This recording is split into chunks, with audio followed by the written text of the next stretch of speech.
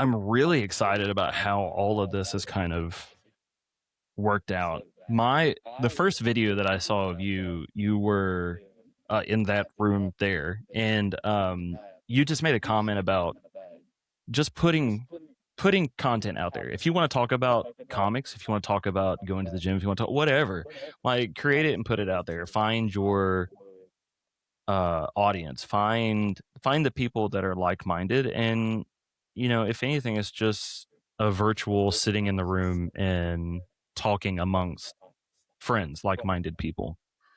Right. Or in some cases, maybe you learn a little bit by having conversations with random people that you respect and you have dialogue with, and you might start off seeing differently on things, but you kind of come together and find common ground on.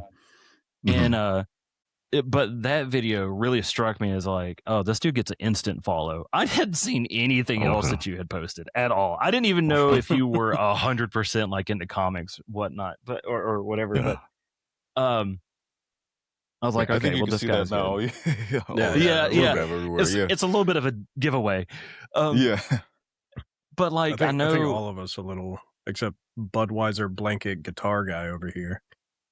What is that? First off, that's Georgia Bulldogs. Bull. Get it right. And I've got my guitars over here, and representing comic book. Yeah, exactly. There you go. ADHD gang represent multiple skills and hobbies.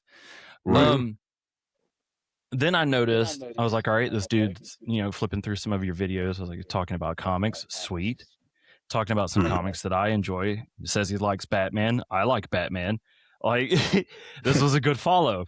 I'm just like, you probably saw several notifications. Oh, pool party, like your video. Pool party, like your video. And just going down the list. Yeah. Yes, thank you. You're probably, this guy's got an obsession of some sort. I think I followed today and liked a bunch of them too while I was washing dishes. I was like just watching. Okay.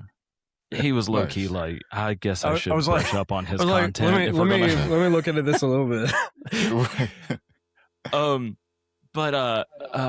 And then probably the second thing that I noticed, that first off, you're jacked.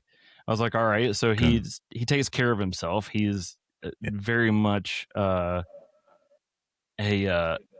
you seem like a very goal-oriented, goal-driven, and very positive person. And I'm like, this is exactly like somebody who I can follow along with, and just see what he has to say, regardless of content, regardless of subject matter. Hey, Robert. About 4 minutes in now, did you want to just like introduce everybody? Yeah, for the show. Yeah, we'll get there. Very professional. Very professional. Very professional. We're just kidding. I just want to point that out. So I thank you, because I would have gotten 30 minutes in and be like, oh, we haven't even said anything. Who is this guy you're talking about? Yeah, exactly. It's just there's or whatever. He's here. We don't have a name for this. I originally thought about this being just inserted into the show that we would record on Monday. But that also depends on how long this goes. So assuming that this is a thing by itself, hello everyone. Thank you for listening. Thank you for subscribing, comments, likes, favorites, all of it. It hits the dopamine. It makes me feel great. And it gives Paul a reason to stay on camera. For those of you that commenting. Yes. Especially those that bring up ice cream shitting mutants. And we're gonna talk about that for sure. We'll get there. That was crazy to just scroll through TikTok and it's like, oh, okay, poop. Okay, cool. This is what I'm getting myself into by coming on this podcast. Yeah, man. Welcome. Did I show that to you, Paul? His comment was like, "Oh God, no, I didn't see it." I figured it was like he's rolling his eyes, like, "Oh Jesus, what am I doing here?" But so there's the two of us that you guys are very familiar with. Me, Robert, that's Paul over there. But we have another guy down here with us who's Zayne. Guest. He is a TikToker, Instagram. Do you have YouTube as well? I haven't followed you on YouTube. Not yet. No. In the works though. Not yet. I like it. It's but YouTube also killed my dog when I was young. I get it. What? Oh, I don't know. Just any do you have something you need to get off your chest? No. Okay. It's I didn't know we were doing a therapy session, but we could do that. Paul needs I a have lot time. of therapy. Dude, I'm so tired. My brain is making terrible fucking jokes to itself. I'm so tired right now. I've been exhausted Accurate. this whole week. But I asked and reached out to Zayne to see if he would come on and just rap with us for a bit, you know, just generate some sort of content, because I figured ultimately, positive guy, I want to ask questions. I want to pick his brain. Maybe can return. Maybe there's something else that he wants to ask me as well, or ask us, and you know, just to kind of converse like nerds do, like we be doing, and just just see what kind of happens. You know, creators coming together and doing the thing that he was so positive and pushed in the first video I saw about just putting stuff out there, and that's just you kind guys. of also in the whole I'm just here. world of algorithms, there's probably people that will see us that might not see you, and vice versa. Right. And little cross promotion action. I'm kind of using you, dog, because you have a bit more followers than what we do. But just openly admit that. Just be like, yeah. And I'm fine with it. It's good to be honest. You know, the reason I made that video, and really the reason I even got on TikTok really is because I work from home. My day job, I work for a life insurance company. So I'm in the house by myself about 8+ hours a day. Not really having a lot of personal conversations, anything like that. Maybe a few calls that last a few minutes, and that's about it. So I wanted a way of, I have to stay in this area for 8+ hours a day. How do I connect with other people? And I thought comic book stuff and later gaming stuff, because I'm also a huge gamer, and I haven't really talked about that much on my platform. But like, if there's really anything I should be making content about, it's probably about games, because that's where the majority of my time goes, and what I spend way too much money on. Ask my wife about that. I think this is a good stepping point for that, though. Like if you start with comic talk and you've got that following, and then you can launch yourself into gaming, because gaming's such an oversaturated market with streamers and everything. But it is very right, exactly. Yeah, what I found about this community with comic books is that while comics as like a medium or as a thing that the general populace engages with has become so massive and has sort of flooded the cultural zeitgeist, the act of actually reading comic books and being into that community, we're so small. This is so niche for us to just be able to communicate about, hey, we bought these things we went to a store, we bought these pieces of paper that were about $5. We took them home, we read them. You know what I mean? So Put them in a box, it's been great. Never looked at them again. Right. Yeah. The boxes are getting higher. Oh yeah, no, for real. I have 2 boxes to the left of me. I have 2 boxes to the right of me, and all my omnis. And one day it'll be the supporting beam to your house, and you'll just be all right. Right. Yeah. No, we're moving in a few weeks, and my wife was just like, "You can have your own room." I'm like, "Thank you. This is what I've always wanted." Right. That's good. That's you found a good right one here. Is my This is my little fortress of solitude, my little office space. So I just throw whatever I want on the walls. It's not full yet. It's very sparse, but I'm getting there. Oh no, I like it. We have the Stormblood Final Fantasy going on back there. Yeah. Okay. Cool. Yeah, that's from the collector's edition thing or whatever. I'm gonna very quickly flex this, and then we can go back to talking about more important things. He's gonna make me feel bad. I have this copy of Final Fantasy VII Rebirth, pretty much signed by everyone in the main cast except for Cloud. Cloud and Kate Sith are the only people I haven't met yet. So we have Red 13, Tifa, Aerith, Sephiroth, Zack, Yuffie, Jesse, Barrett. My guy's over here flexing and out nerding you, Paul. Should we have a nerd off? That absolutely out nerds me. I've been trying to get the cast of The Mandalorian to sign my Mandalorian jewelry box, and so far I've only gotten Emily Swallow, and that's it. Okay. But it's still nice to have. I just would like to have. No, that's really cool. Like that. That was it's cool, so crazy. If I'm not mistaken, she's American. doing an accent. Emily Swallow? Yeah. Yeah. Yeah. So every time I see a that's video of her, interesting I'm just because like, dude, that's usually it's the other way around. It completely caught me Right. off guard when I went to meet her because I'm like, Mhm. okay. Like she's just talking to me about the show and everything. I'm just like, who are you? No. It doesn't sound right. I feel the Mhm. same way whenever I hear Tom Holland speak in his natural it's accent, natural voice. I'm like, British. wait, Yeah. what? Like I've heard hours and hours and hours and hours of you as Spider-Man and Peter Parker, but who is this? Yeah. Right. I almost feel like his real voice is the fake voice. I feel the same about Hugh Jackman as well. When Yeah. I hear his, I feel that way so- about Hugh Laurie, but I know all of England would disagree with me. I think they would. That's a great point. I miss House sometimes. I know Yeah, he doesn't, exactly. but that's a whole Oh, different you thing. don't miss Stuart Little? Stuart Little was my jam. That's how I was yeah. introduced to He Hugh Laurie. was Stuart. He but- was in Stuart Little. Yeah. I don't Probably I a think- little bit younger than you guys. So I think showing 101 my age. Dalmatians was when I first saw him. You're right. Wait, Yeah, he was. Oh, he was he one was- of the he's one of the burglars, right? Or one of the goons. Yeah. goons. One of the Then- goons. And Jeff Daniels was the main Oh, the God. male lead Yeah. in that. Yeah, that was Yeah, we just What had an a interestingly cast self-reference. movie. It was a very I never- interesting cast movie. I hadn't thought about Oh. that. Yeah, of course, it's been forever and a day since I've seen that, but See, now I'm Huh. curious what everybody's age is because I know Robert's older than me. I was Yeah. thinking Zane's probably between the two of us, but Maybe I'm 36. That's just putting Okay. that out there. I Doxing turned myself a 30 little. on the 27th. nice. so you are the young buck. Okay, Yeah. okay. Yeah, A little bit. figured that. Okay. Usually the Little youngest reference. person in a lot of these rooms here. It's weird though. When I do But- like an age verification scan of my face, it's like you're 28, and I'm like, oh. But you feel like you're Thank 59. I do feel like I'm 59.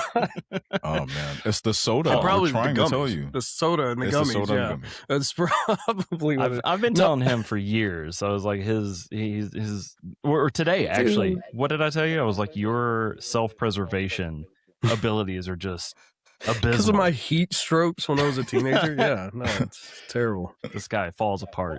But I do. all right. Well, how did you get into comics? Being that it's an obvious reason why we are all here initially. Right. Like, what was your first exposure? I know you like Batman, and I know your profile even says that you're, I think you say, the biggest Daredevil fan. I am Daredevil's biggest fan, according to Man. myself and myself only. I'm sure there are Okay. people that can outfan me.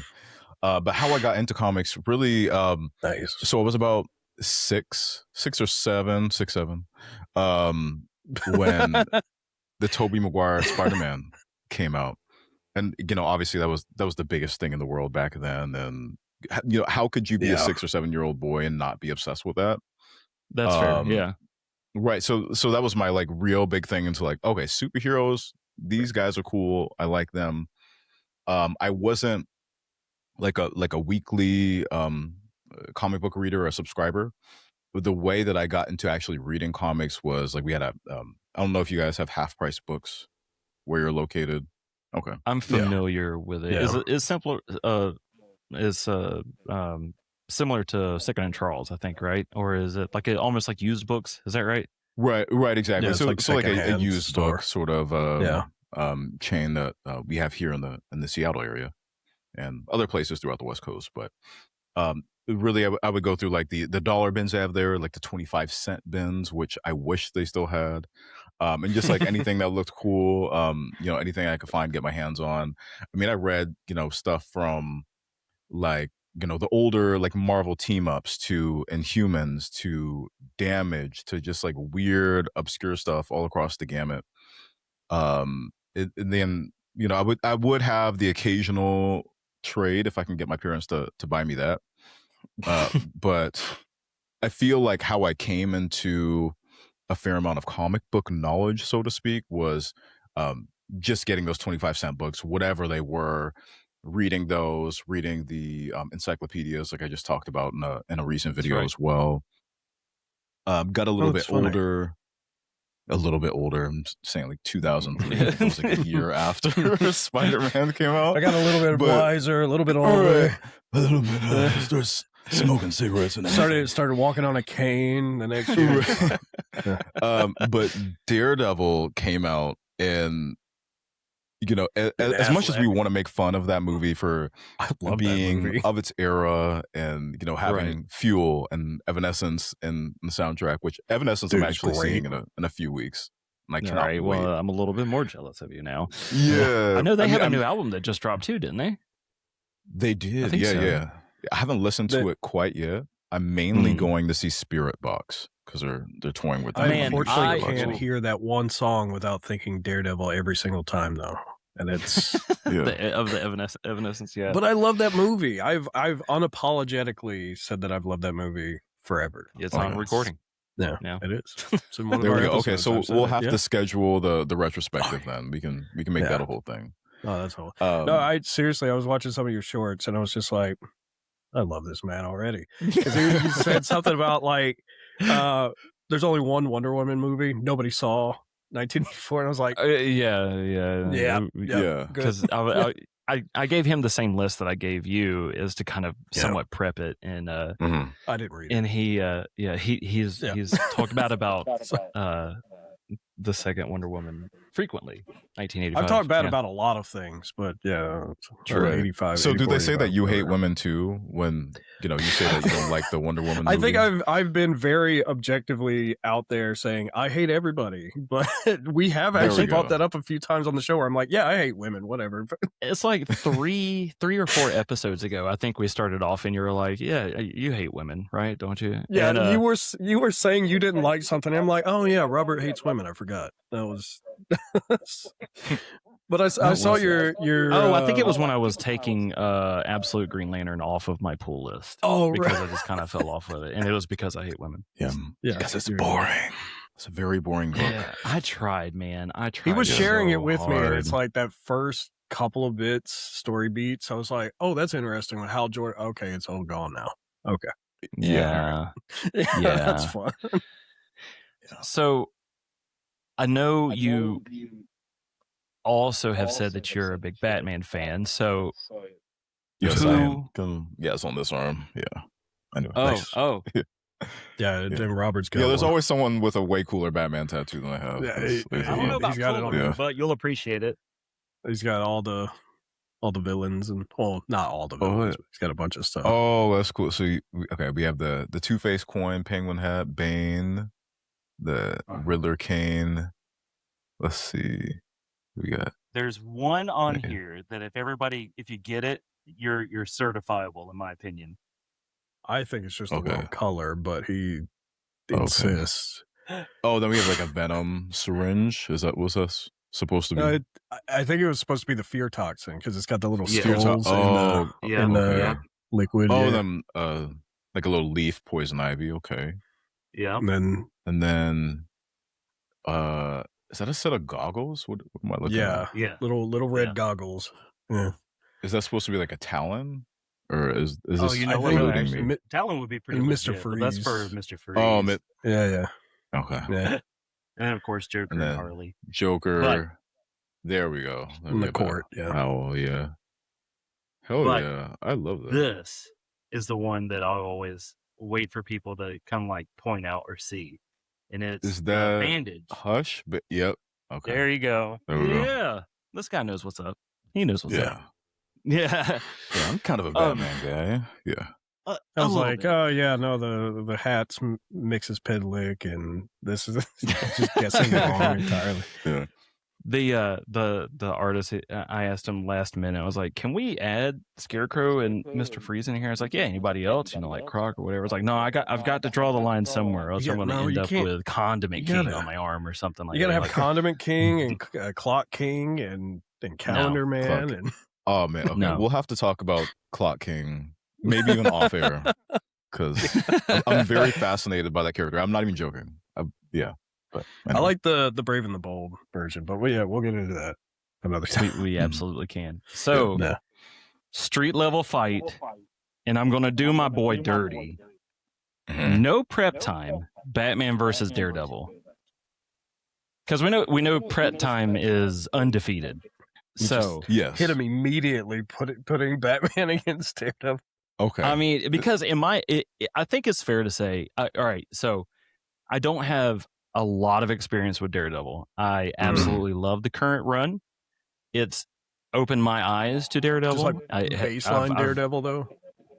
Do I? Just baseline normal Daredevil. Yeah, just baseline. Okay. So I'm 100% more into the character than I am, or than I was, even 6 months ago, or however long ago. But my heart is with Batman, so that's why it does me. Mm-hmm. It kind of hits me a little hard to say no prep time. But in your opinion, who wins? Because Daredevil is like Marvel Batman to me. He's more ruthless, but he's just similar. Moon Knight I get what you mean by the sentiment. Yeah. I don't always think that's the best comparison, even though a lot of people draw that. It's not just you. Okay. But so far as that fight goes, so when we say no prep time, I think it's important to sort of tack on to that this is a first encounter. Oh, yeah, good point. Because I feel like yeah, at a certain point, Batman would realize or deduce how Daredevil's able to do what he does and try to take advantage of it. Right. But it would take him a minute after the first encounter, But with this being a first encounter as well, it's like, okay, Batman has gotten his ass whooped on a first encounter plenty of times. And that's how he learns, and that's how we have the prep time argument, which is, okay, he comes back for the next fight and you're done every time. Right. With this animated first series, encounter, Batman just let people throw hands at him all the time. He was just like, ugh. Exactly. Yeah. Exactly. So with this, I do think about, okay, if we look at Daredevil's powers first, boxer, some form of martial arts that he might have learned from Stick. His radar sense not only allows him this 360 vision. A lot of people think it's just like, oh, well, Daredevil can technically just see right in front of him because he has powers. No, his radar sight is all around him. He can hear you from miles away. Right. He's aware of everything. Yeah, exactly. So that's very important to keep in mind. Also, with Daredevil, incredible sharpshooter.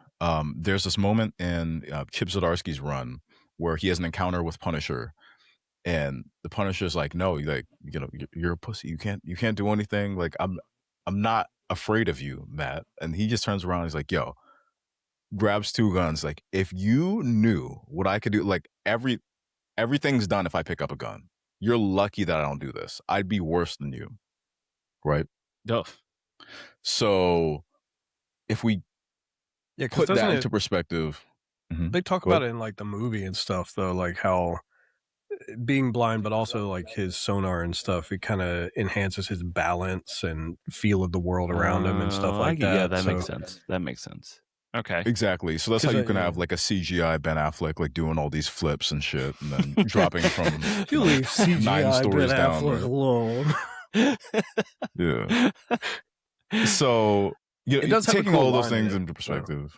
Yeah. Go ahead. What was that line? No, I was just thinking about like how he says the world became his playground, like because he was doing it as a kid, like jumping off buildings and shit. I always but the movie's bad. Yeah. Oh, come on. Great movie of its time. The year our Lord 2003. Yeah. Good year. Fantastic year. So with all of that in mind, like Daredevil is no slump. He's not just like a 1-to-1 sort of like comparison with Batman, just because he doesn't have these more like notable powers that we might see with a character like Spider-Man or Luke Cage or Jessica Jones, any of one of those street level heroes in Marvel. However, Batman is one of the most smartest people in comic books, period. And I think it would not take him that long to deduce Daredevil's powers and be able to turn that against him. I think it would be a close fight, but Batman would figure it out fairly quickly and get the upper hand. I'll leave it at that. I think he would too. I like it. Honestly, like especially if Batman has access to like his gadgets and stuff. Like if he's able to distort and overwhelm Matt's senses, we've seen that used against him all the time. So and like the pipe organ, and I'm just gonna keep referencing Ben Affleck or Daredevil. He's done both. That's true. That's very true. So that's what we're referencing is who would win in a fight, Ben Affleck Daredevil or Ben Affleck Batman? Oh, Batfleck or Daredevil Fleck? Fleck? Yo, that's a wrap, yo. Yo, Matt, you're dead, bro. Yeah, you have to, right? Yeah. Oh, yeah. Just don't mention Martha, and Sorry, I saw Ben Affleck Batman punch a guy into a wall so hard the blood on the wall, like dude was dead. He's gone. Yeah, he's out of this. I do love that. So I love that the no kill rule is such an integral part of Batman. But he's killed people. He's absolutely killed people. He's just like living in denial, Yeah. But okay. I was wondering how you were going to take that question, and it's about as I would have expected. Jokingly, I would have said like, well, one's in New York, specifically Hell's Kitchen, the other's in Gotham. Both of them dark, gritty crime. They probably wouldn't have enough time to fight each other. They'd be like, what are we doing? We have other things to do. I also have a Martha. The villains they have. So and maybe even they fight for like 2 seconds, and Bruce is very quickly like, okay, Matthew Murdock, lawyer from Hell's Kitchen, because I already know. Just figured it out in his brain. He's like gone through the catalog of people in his mind palace and figured it out. Right. Well, this is Hell's Kitchen. This is the I know. Oh wait, your dad was a boxer. They called him the devil. Yeah, it's just you, bro. That's why I like that animated show The Batman, that time he meets Superman and Superman peeks under his cowl, and so he goes back to the Batcave and he's like, I'm running a program that can track anything that moves faster than the speed of sound and locating it, like triangulating it around Metropolis, and he finds out it all comes from the Daily Planet, and he's like, let's see where else these go. And it's like, okay, so who works at the Daily Planet that also lives in this apartment building that all of these things are zipping to constantly? And he just goes to Clark Kent's apartment. It's like, how's it going, man? Okay. So we're all best friends now because the Batman was mentioned today. Dude, I love the Batman. It's so good. It's a great show. Batman. It's one of my favorite Jokers. I love the long sleeves. I hate they go away almost immediately, but it was one of my favorite little short gimmicks. I love how they handled the Bat family, especially in the later seasons of that. I think they did a better job in that than the animated series, to be honest with you. It felt like they were starting to build a Justice League too, like at the very back half of it, where they started bringing in Green Arrow and Flash and everybody. But it never got off, unfortunately. So Well, I have to admit, I did not know how the conversation was going to start, so I had like a whole like corporate icebreaker game set up. It's been perfect, dude. When I tell you that I was a little on the nervous side, it was. Like, first off, your response was funny. I enjoyed it. We was like, you do this every week. I do it with somebody who I've known for 20 years. We've been doing this for 20 years, not every like. Used to work but together. Also, and do this. I hoped that was more of a reflection of like the respect that I have for you and the image or the brand that you're building, and I didn't want to tarnish that in some way. But I also kind of hoped, well, he probably wouldn't accept if he wasn't going to be down for it. Then when you sent me the message after the list of topics about saying DC So White's perfectly on the list of things that are cool to talk about. Well, the first thing he said was there was no off-limit list, off-limit topics. So that was cool. But the video about you being sarcastic with your poll for this week, and saying because you hate women, I knew that I had nothing to worry about. That everything was cool. That you were just going to be chill, and everybody we were just going to.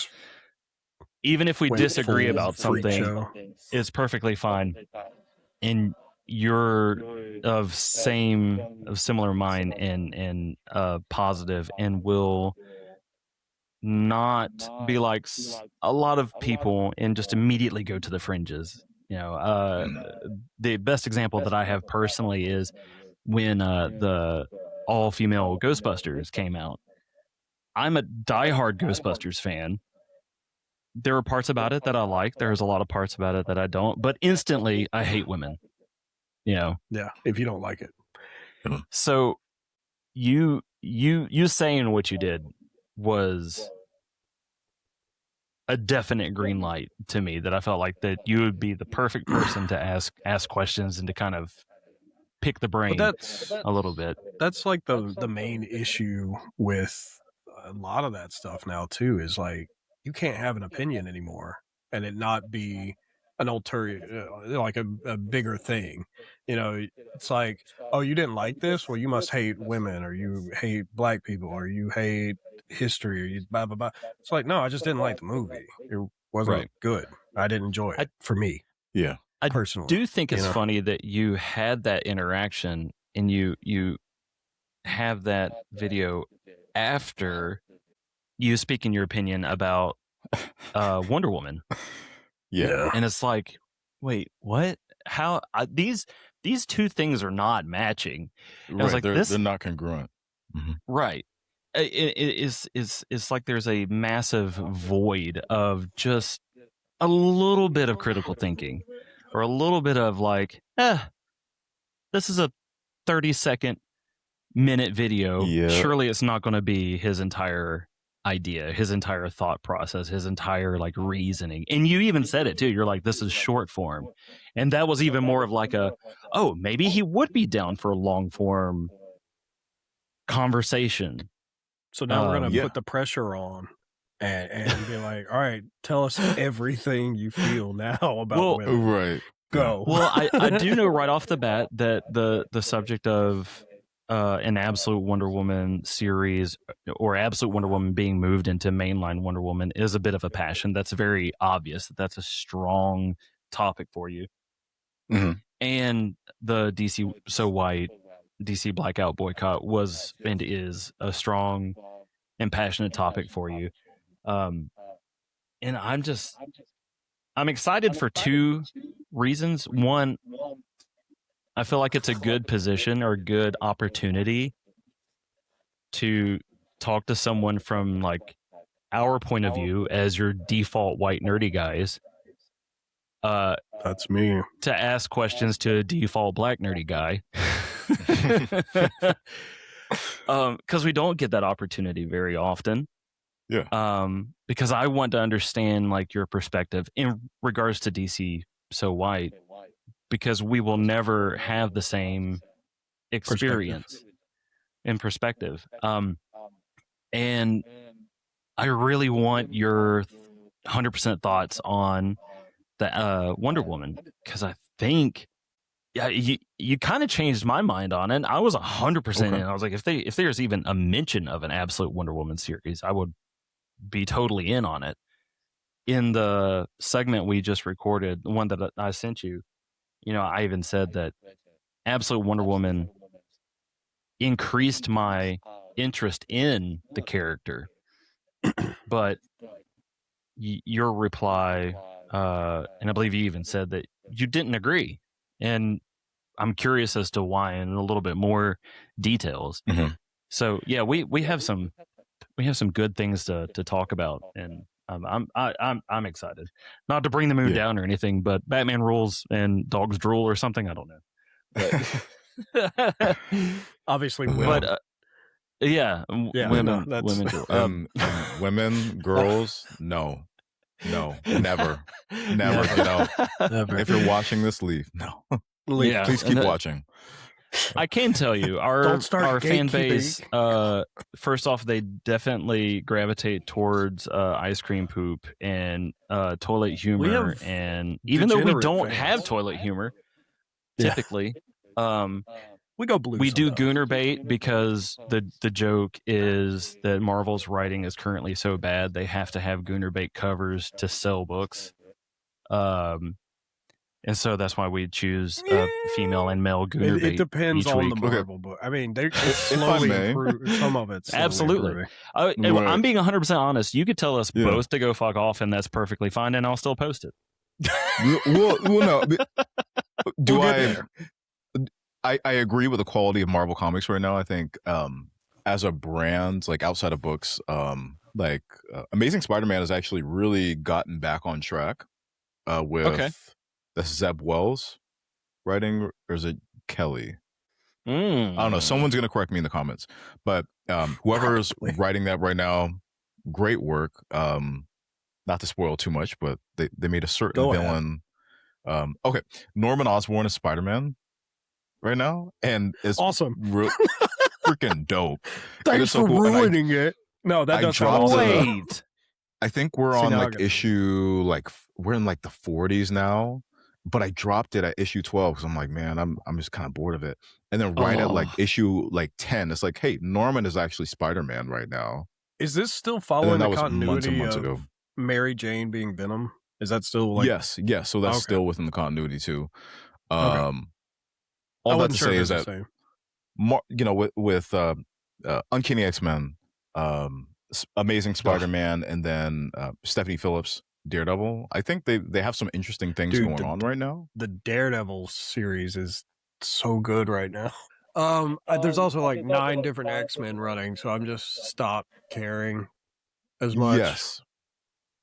I mean, there was like 9 different X-Men. We had like 30,000 books featuring Doom because they had this big One World Under Doom event that just yes, and it came way too early because Doomsday is not going to come out until December. If you wanted to start that initiative, it would have been in December of last year. Give us a whole year to get prepared. But.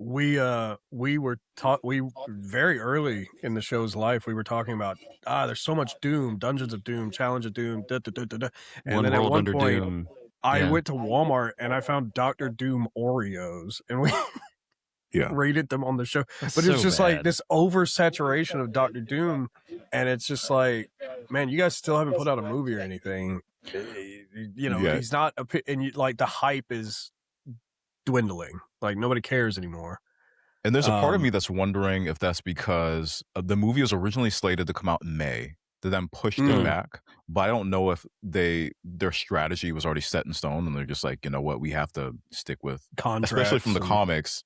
When you're planning out 1 to 2 years in advance, they probably just went that way. I mean, look at I don't want to talk about what was the Captain America 4 with Sam Wilson, the movie Brave New World. Oh God, what a disaster! Oh, is that the name of it? Yeah. I was gonna call it Brand New Day. I'm like, that's not right. No, nobody watched that one either. But with that, they pushed that movie back ages and ages, and then they had the McDonald's toys coming out like the summer before the movie came out. So my son is like, yo, can we go to McDonald's and get the Captain America toys? I'm like, wait, they have those right now? So ruined the Red Hulk surprise and But I forgot about that movie altogether. As we should. Someone should, like the Men in Black, they should come up with the actual thing, the neuralizer, wipe that movie from my memory. Just make everybody forget it. Like, I like the initial approach of Sam Wilson, Captain America, but then that movie the recasting of Ross to somebody even older, and then just every little weird written thing, and how he was defying physics every single time. They were just like, it's fine for Radium. Don't worry about it. It's fine. Yeah.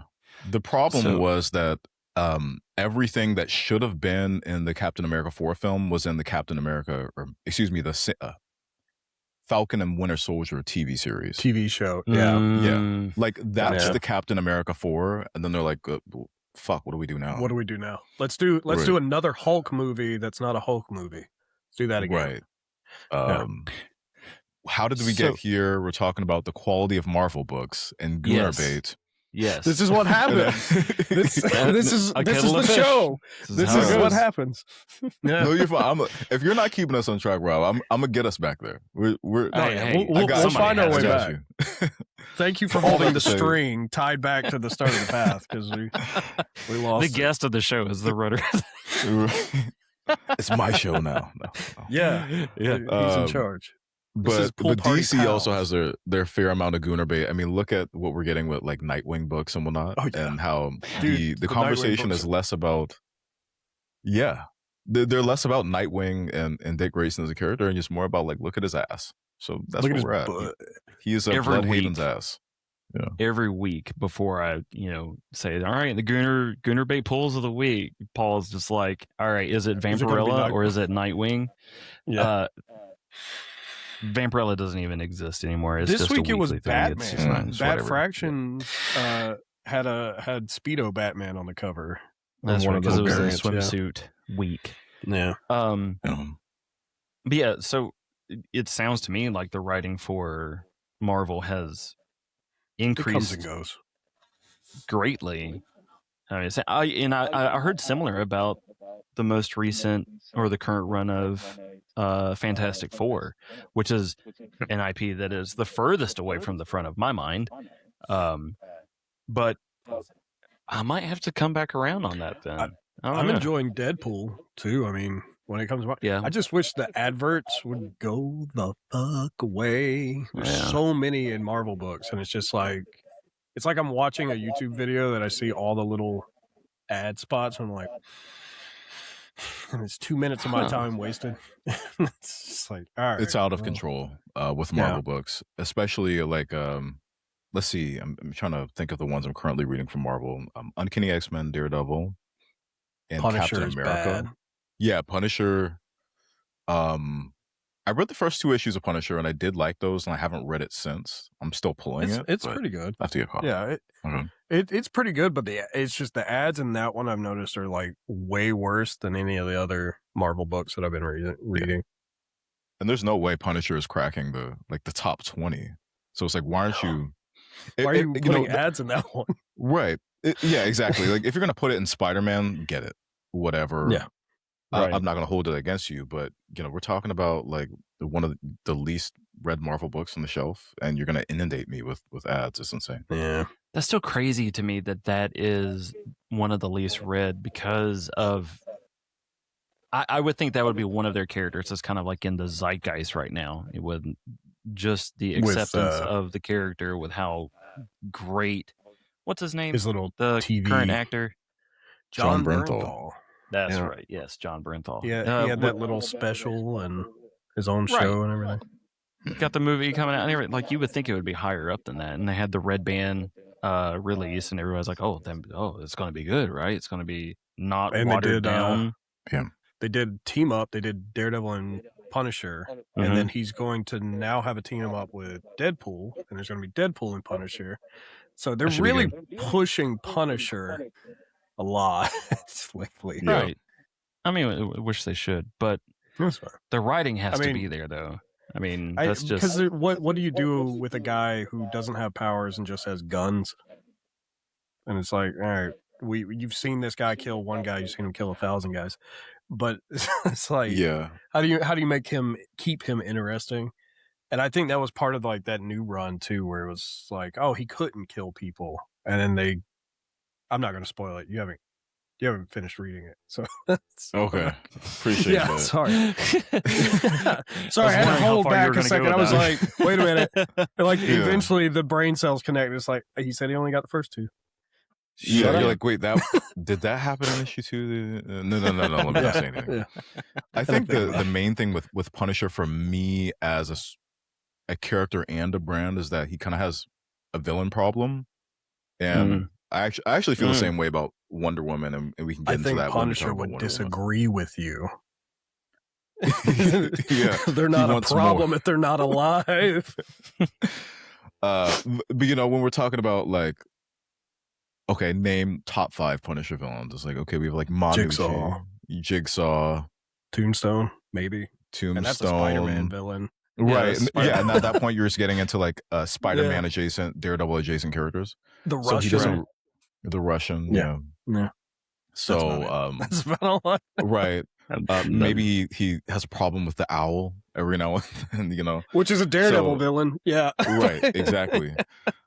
So like he doesn't have that like core rogues gallery in the same way that even Daredevil has, and with Daredevil we've kind of been abusing Kingpin for way too long. Yeah. Let him Way sleep too for a little bit. Let him rest. Like, I was please. so happy to start seeing more Bullseye, and then they, now he's gone, and then For the record, Bullseye though, rest too. D'Onofrio is 100% Kingpin, though. He is Kingpin. So, Yes, that's what it you're is. going to die on that hill. Yeah, I mean, 100%. Are you sure? Have you seen him lately? Because he looks like he's been ODing on Ozempic or something. He looks awful. No. Okay, so I met him last summer. Yeah, and no, he looks great. Still, like, I mean, he's a tall guy. He has to be about 6'4". He's big dude. So yeah, definitely like slimmed down a little bit, but I mean, he looks healthy. I feel like I saw bad. a more very recent interview. I don't know how recent it was, but he just looked. Yeah. I was like, dude, you all right? Like, he could look kind of sickly, and I was worried. He's also like 62 years old, so yeah, there's that too. He's been acting forever, like Full Metal Jacket and shit. So it's like, all right, I get it. But like every time I think of Kingpin, and this I guess is showing my age too, because I don't care about like body positivity that much. But it's like when I think about Kingpin, I think all the fat jokes that Punisher, Daredevil, and Spider-Man have always made against him, and that's I don't know. It's just no, like, I would prefer my Kingpin to be fat, imposing. Yeah. I want a big rotund guy. Rotund. Yeah, he's got to be a big fella. So, kind of sort of steering back to Wonder Woman and writing in general, and I kind of want to. How do I want to start it? I don't know. Or how do I want to start it? I said it in the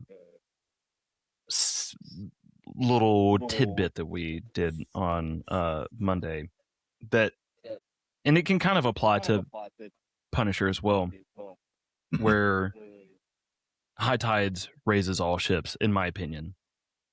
Yeah, I would agree. And bringing Absolute Wonder Woman to the forefront would only help the character out. And I wanted to kind of pick your brain as to why mainline Wonder Woman mattered so much to kind of avoid Absolute Wonder. I know Absolute is not Wonder Woman. Like, it's the opposite, if anything.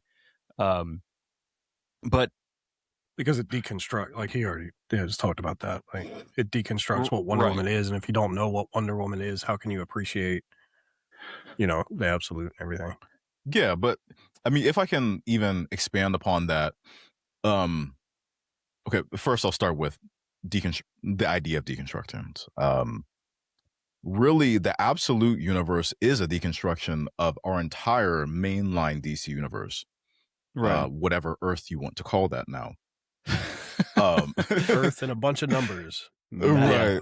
Because I'm going to say mainline. Somebody's going to be in the comments like, what Earth are you? I'm not Earth Prime, the one you think about when you go to sleep at night. That one. Sure. Yeah, if you're going to sleep thinking about that, I mean, that's cool. I mean, who are you thinking about? Yeah.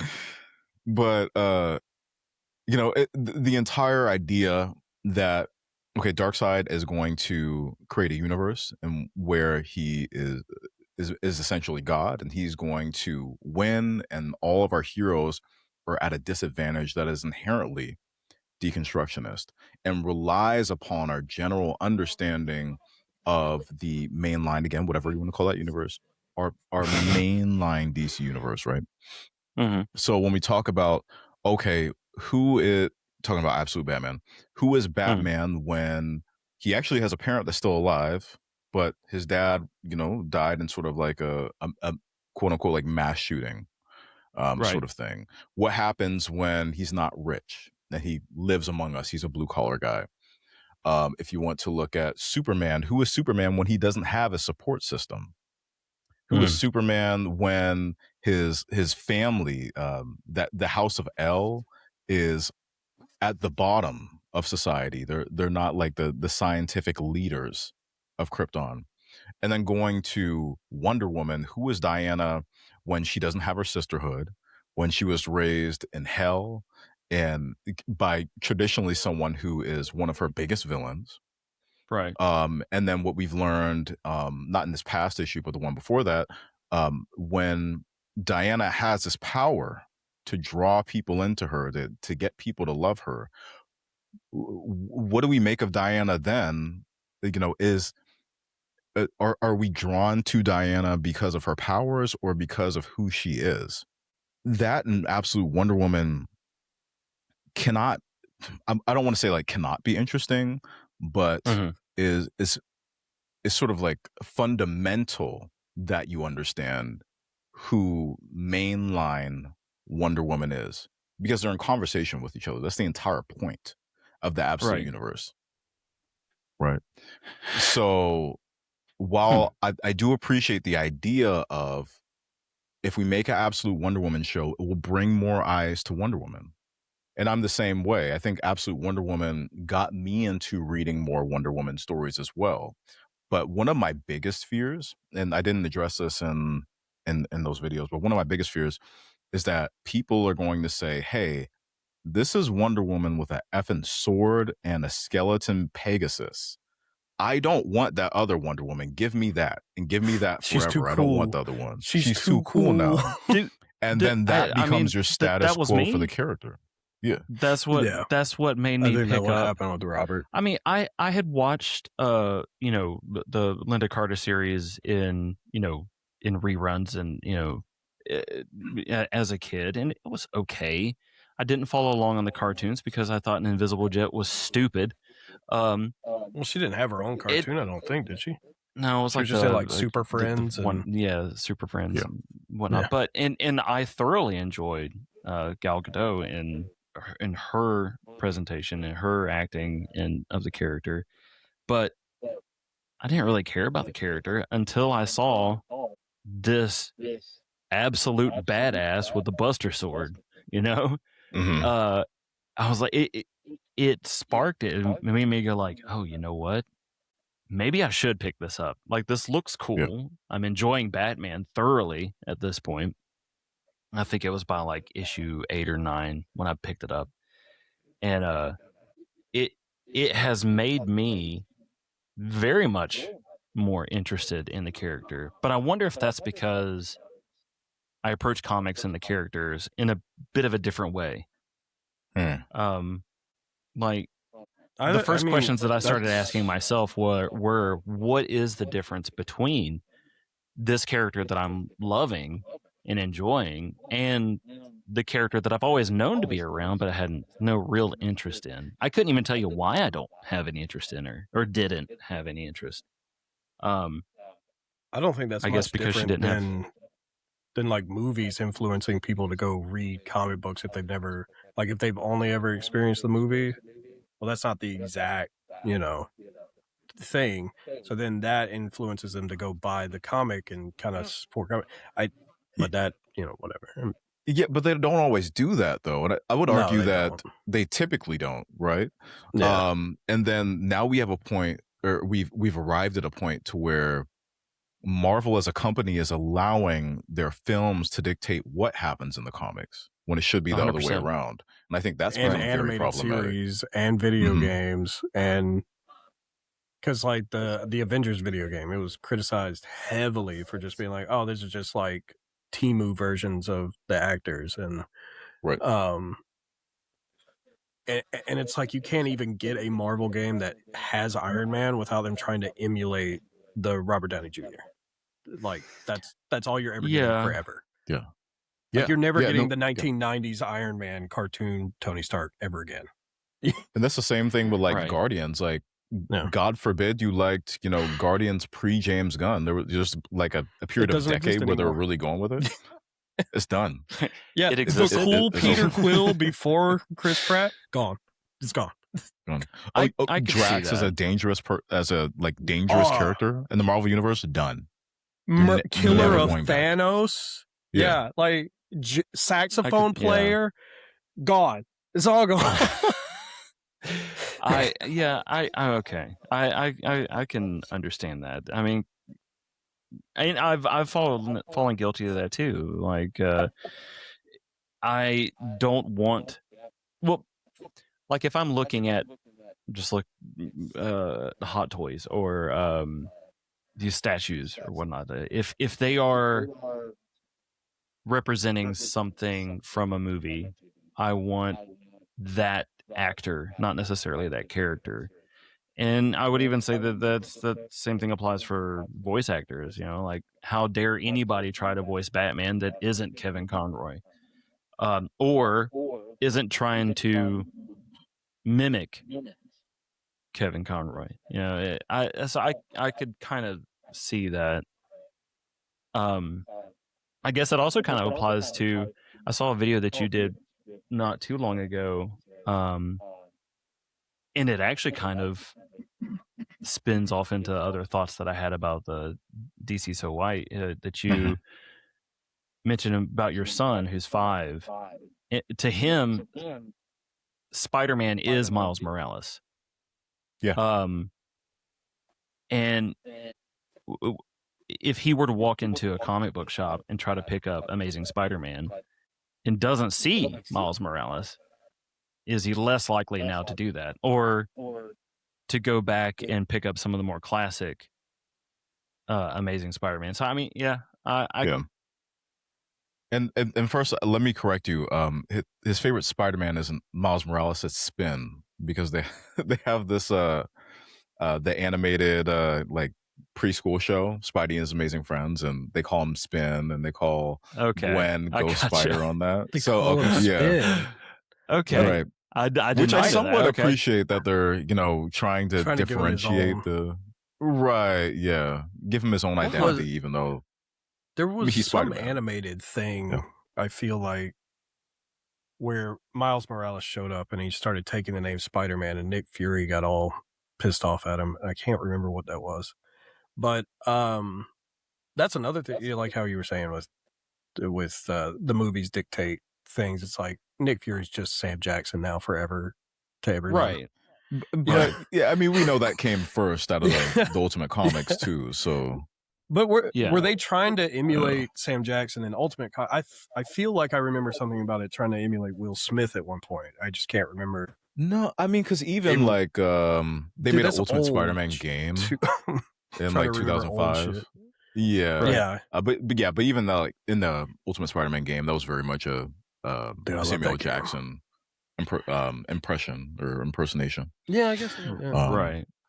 So that's always been the plan. Not that I dislike it. I just think it's funny that now whenever I watch a cartoon series or something, it's like, oh yeah, Sam Jackson and Robert Downey Jr. Yeah, you're right. They're locked into that now. Like, you can't go back to who played him in the you can't go back to David Hasselhoff. Right. Yeah. Like, even in like okay, so they did an Ultimate Universe, like, I don't know if it was an annual or just a special. But they had, white Nick Fury in that, and I'm just flipping through it. I'm like, I don't want to read this shit. Well, like, I think they also said that the like Sam Jackson-esque, Nick Fury is actually like a descendant of the one everybody else was, familiar with from way before. And I was like, why would you do that? Just let him be a separate thing. You've already separated everything else. Why would you? It's just like comic book gobbledygook, right? Yeah. They're trying to make everybody happy, and it's just not a thing they need to try and do. Right. I didn't like the Ultimate Universe. So how does how does DC overcome that in regards to Wonder Woman specifically? Because of the popularity of the Absolute universe compared to mainline Wonder Woman. Well, it's simple. You commit to making more Wonder Woman. That's it. Okay, first off, Tom King, you're out of here. We have to stop with that. Because I got excited. I learned about that from you, about what's her name? The Absolute writer is moving in, right? Or is it Stephanie Williams? No, it's Stephanie Williams. And I think she's only doing like 6 issues. I thought she was taking over writing, but no, she's okay. She's going to be a guest writer for about 6 issues, which is unfortunate because it's Eisner winner, very important we say that, Stephanie Williams.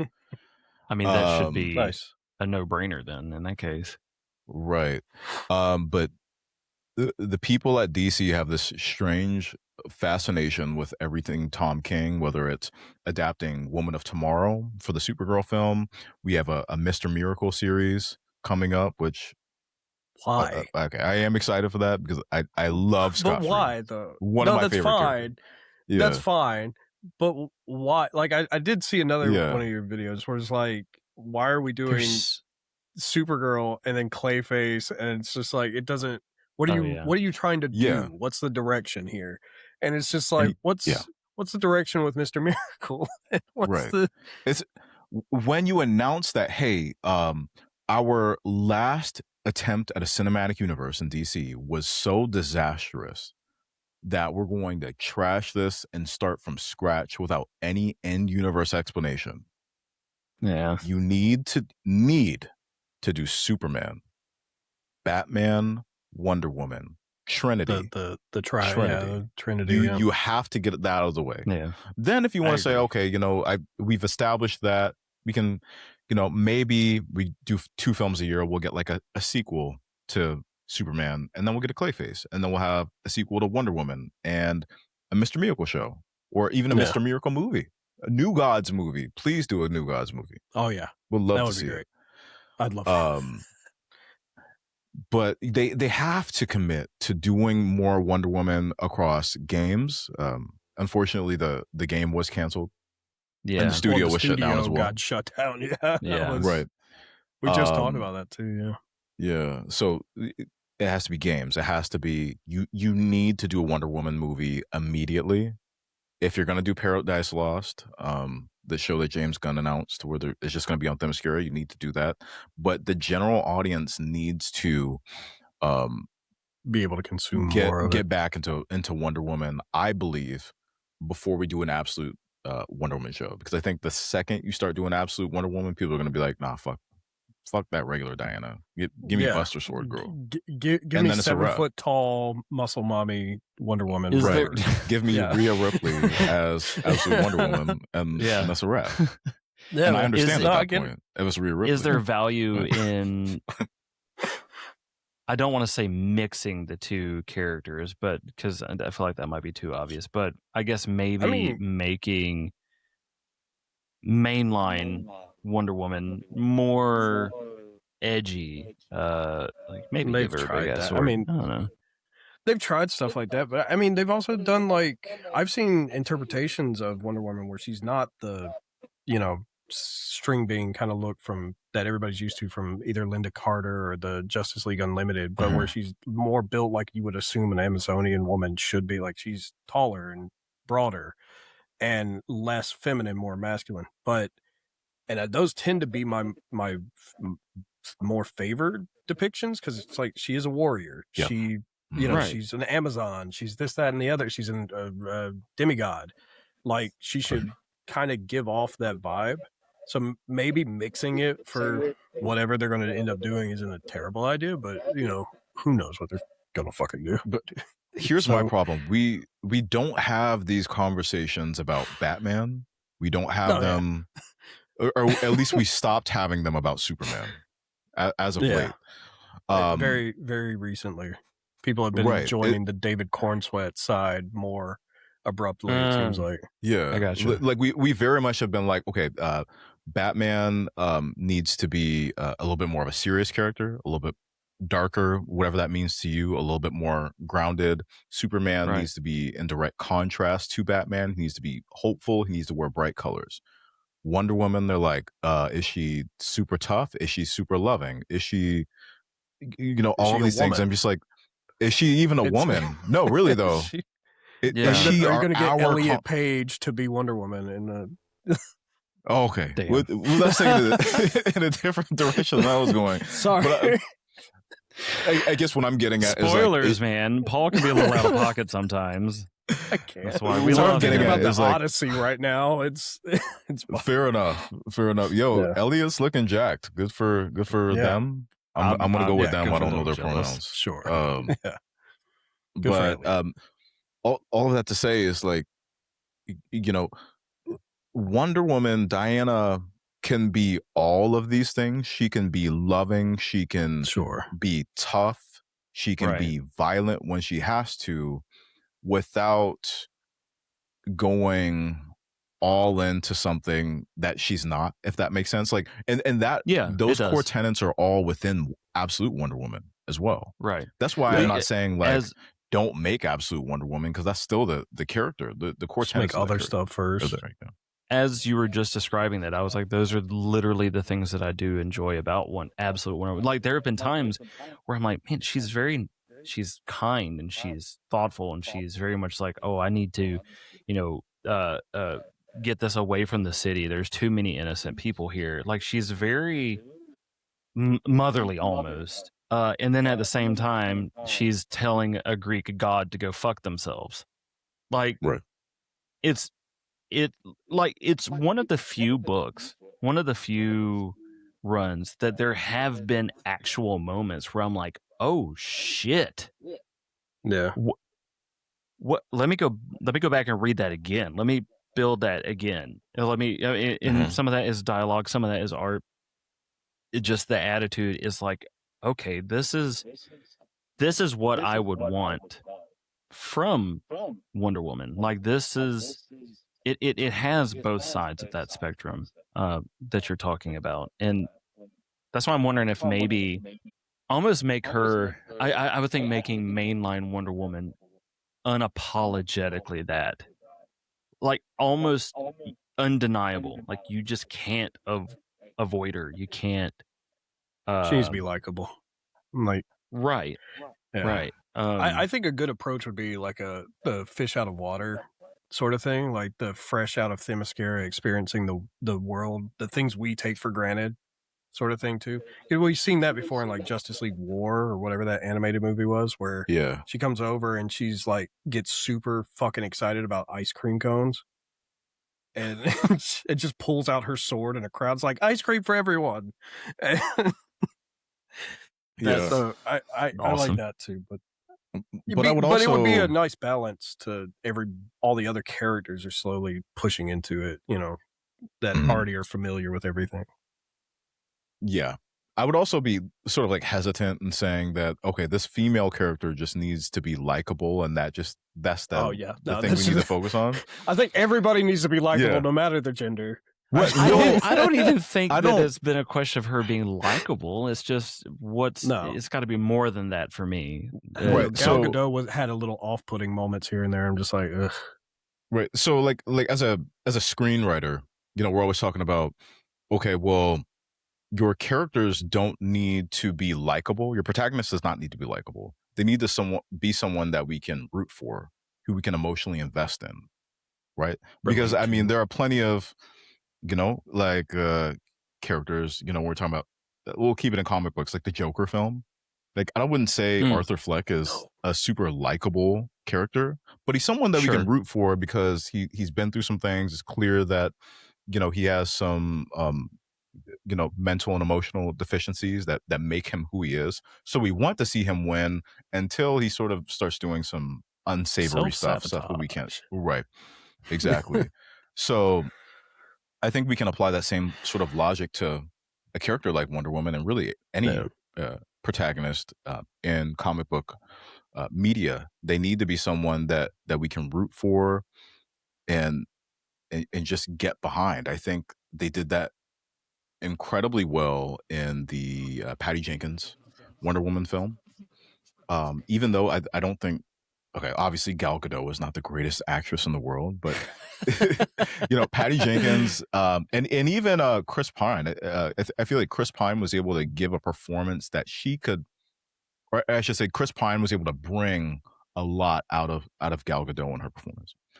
Wonder Woman 1984, not so much. It's not that she wasn't likable in that film, but her choices were just so baffling that we could not root for her. And that's where we get off the train with, okay, well, fuck Wonder Woman then. We don't need to worry about her now. Right. It was a flash in the pan. Is like somebody's gonna clip that, and then I'm screwed. Then I really fuck Wonder Woman. No, we'll back you up. Everybody, fuck Wonder Woman. I chant it. Just fuck Wonder Woman. Fuck Wonder. Anyways. No, I another. Just I've been stewing on it. Is their through line for the movies. Like, if you want to do all these random ass movies, that's fine.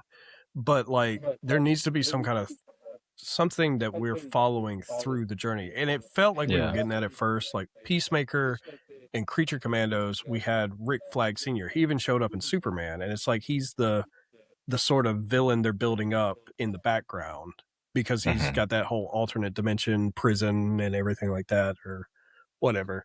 And it's just like, okay, this is leading up to some big to do.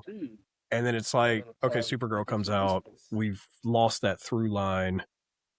There's no way he's going to be in Clayface. And it's just like,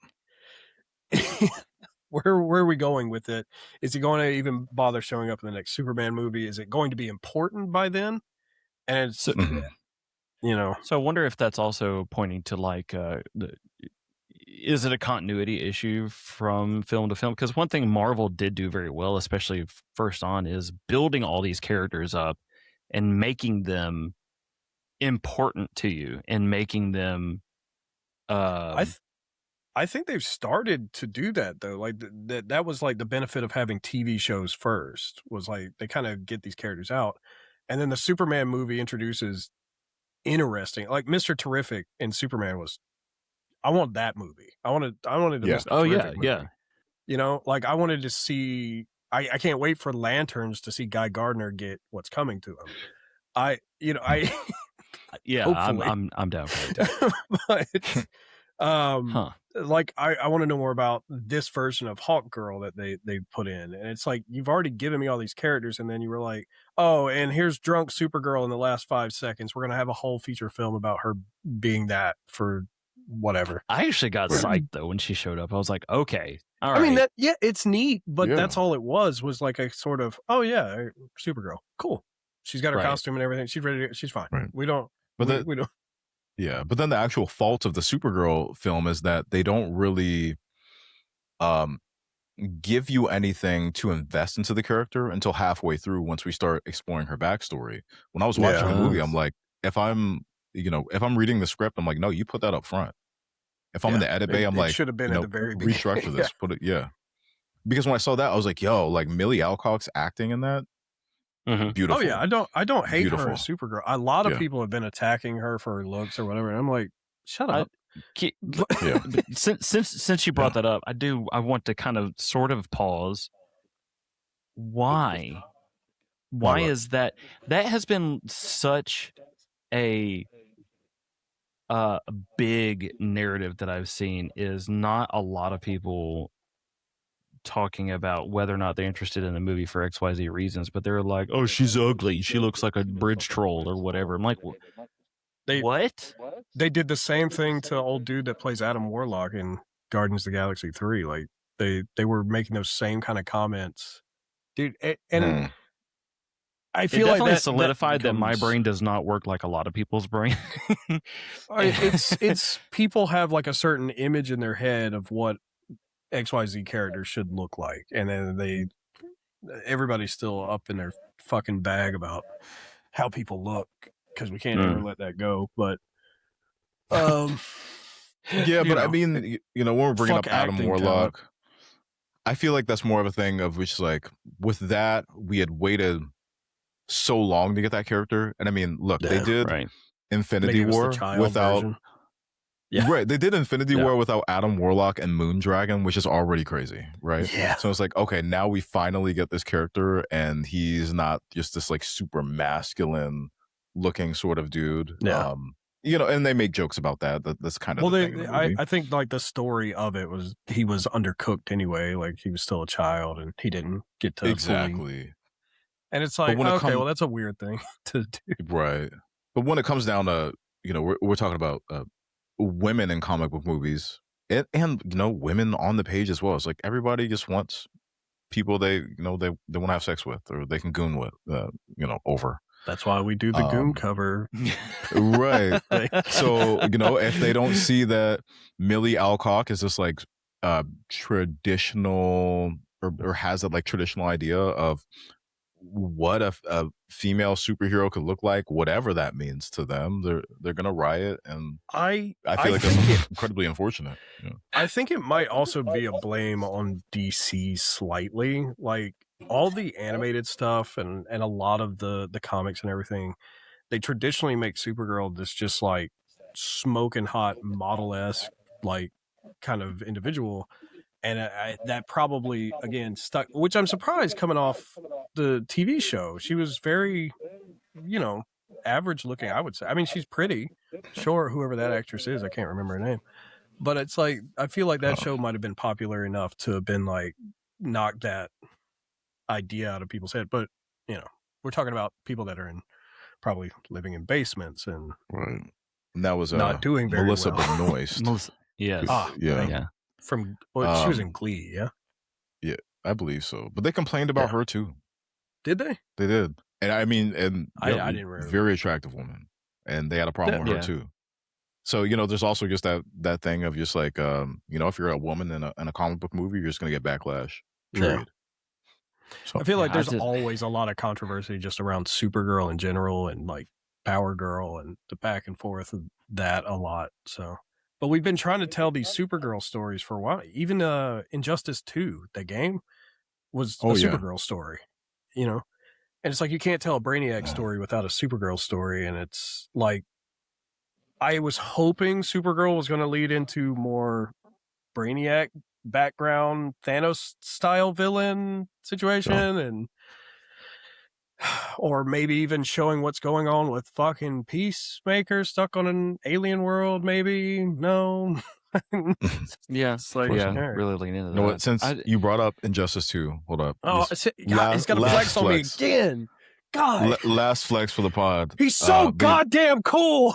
I have this signed by George Newbern and Phil Lamar.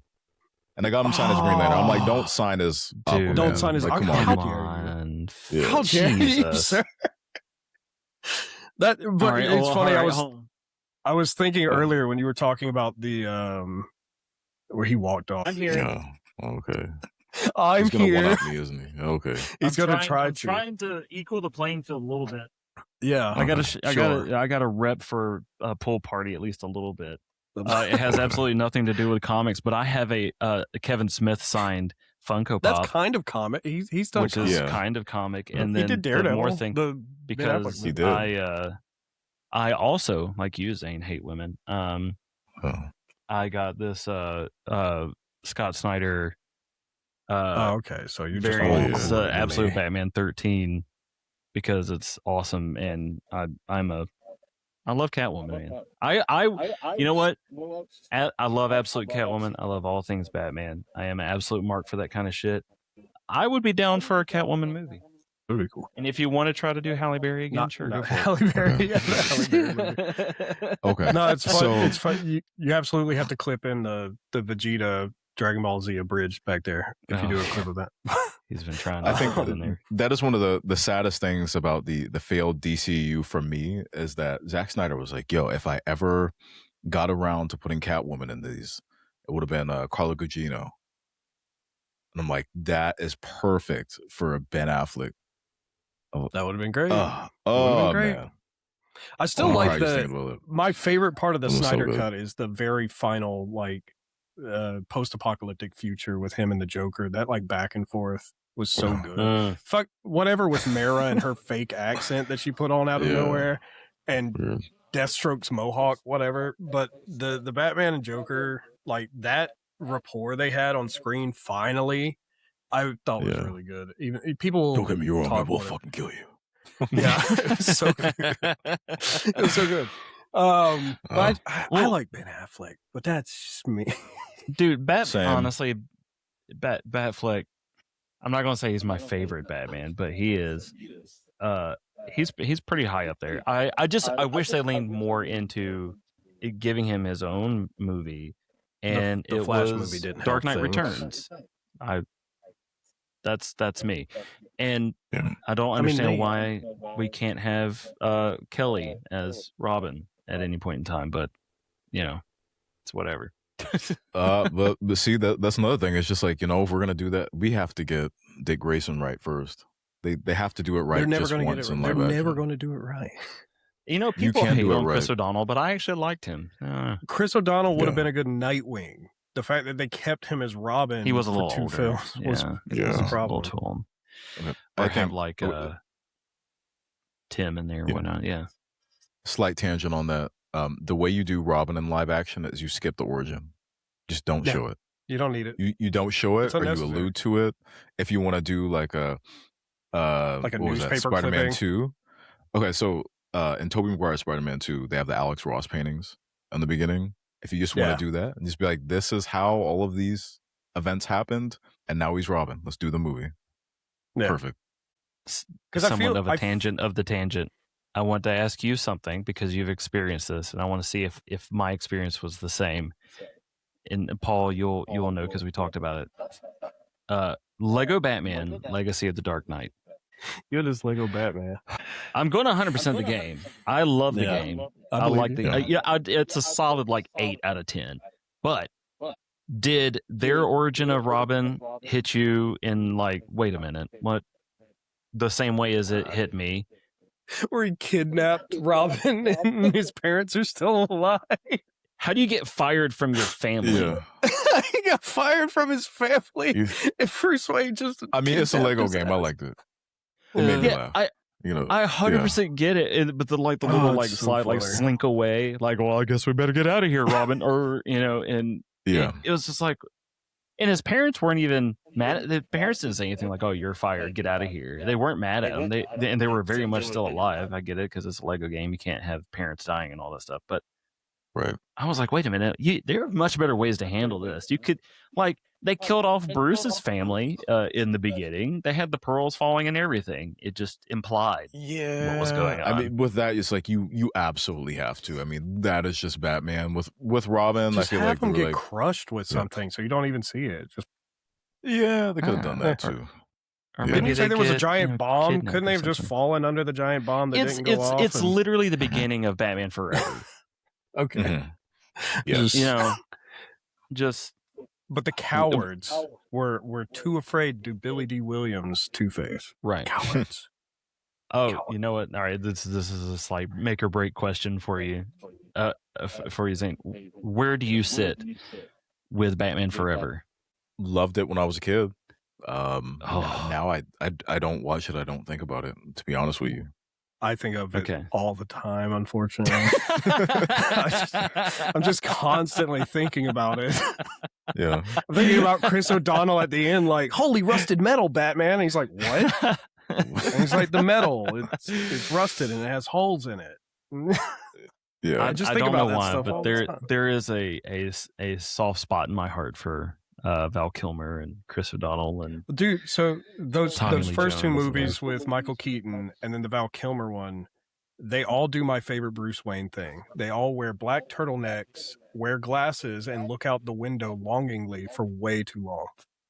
All three of those movies, they do that. I don't know why. brooding and whatnot. They're just brooding in their house, and it's like dude, that's how they establish continuity. It's like you all have to wear the turtleneck, look out the window, you all have to, all the way up here, and do this with the wear the little glasses. They have reading glasses. Yeah, it's funny though you were saying that about Robin because they kind of already did that once with Teen Titans, like the original Teen Titans. They just threw Robin in there. Everybody already knows Robin. You don't need a whole fucking. They kind of touched on it later when like Deathstroke was in his head, but yeah, I think I even said in my like brief like review of the game as I was playing it a couple weeks ago was like either do it or don't. Like I get why you wouldn't. I get why you don't want to bring up that subject with kids. I was about to say you're way too old to be playing a Lego game. Come on. The thing, listen. I know. Ages 5 to 99 or whatever. I know.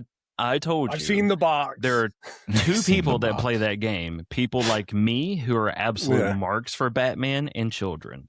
So, yeah, it is that. No, that's why I bought the Lego Star Wars Skywalker saga. So yeah. I didn't get to kill any younglings in it, but whatever. Oh. Sad face. Release the Youngling DLC. Yeah, release the Youngling. The Youngling cut. Yeah. Youngling cut. There you go. Oh, God, dude. No, that would be insane. I know we are getting a bit longer than I had expected. We've just been fucking and I don't want to stop it because I'm enjoying this. Oh, man, this has been fun. Yeah. I'm trying to think. Because I really do want to ask you and talk to you about DC So White and the blackout and all that. And I know you said that it was a green light topic. Yeah. Would you be willing to join about. us again late for a different recording at a later date? Yes, absolutely. Yeah. Well, first off, I mean, there's a second date. Sweet. There's a part Cut it two. now. Cut it now then. No. Yeah. Turn it off.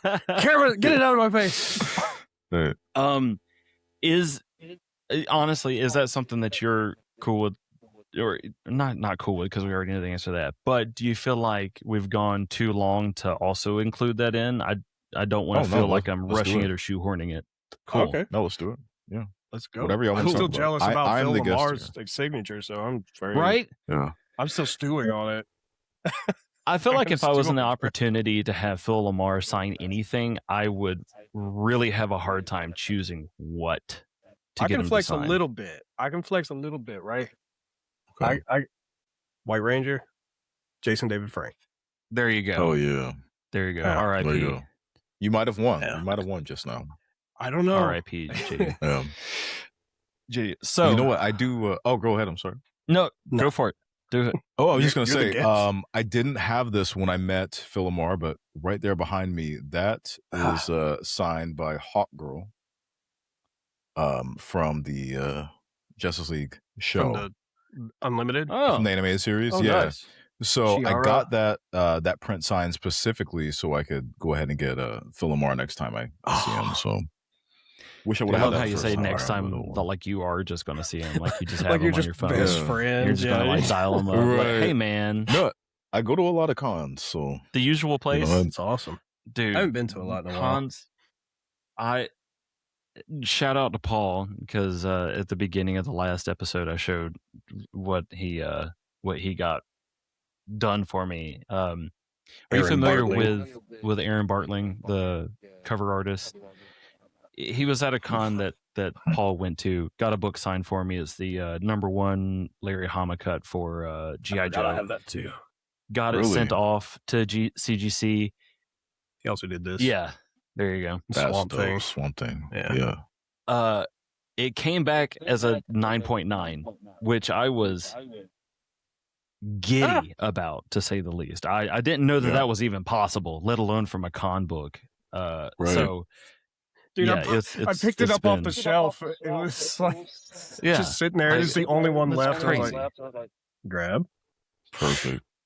So, It's very DC So White in DC Blackout. I will be the first to admit, when I first heard about it, I know that it's Paul and I are not the target audience for obvious reasons. Or maybe we are, just as far as like everybody should be. what's the word? Awareness. Mhm. But the question, the overwhelming question that I 100% want to ask you. Yep. I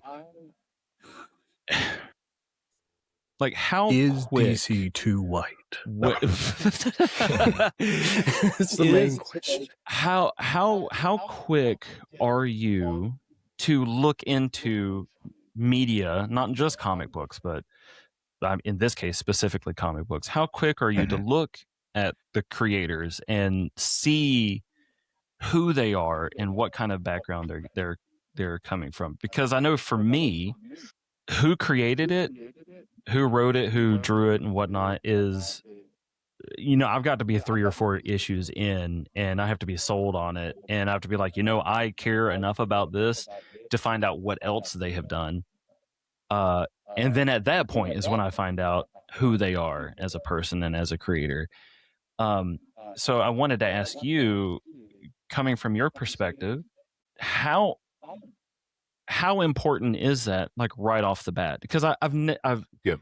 in me and my shoes, I've never had to be, or I've never felt the need to be like, oh, is this person like me?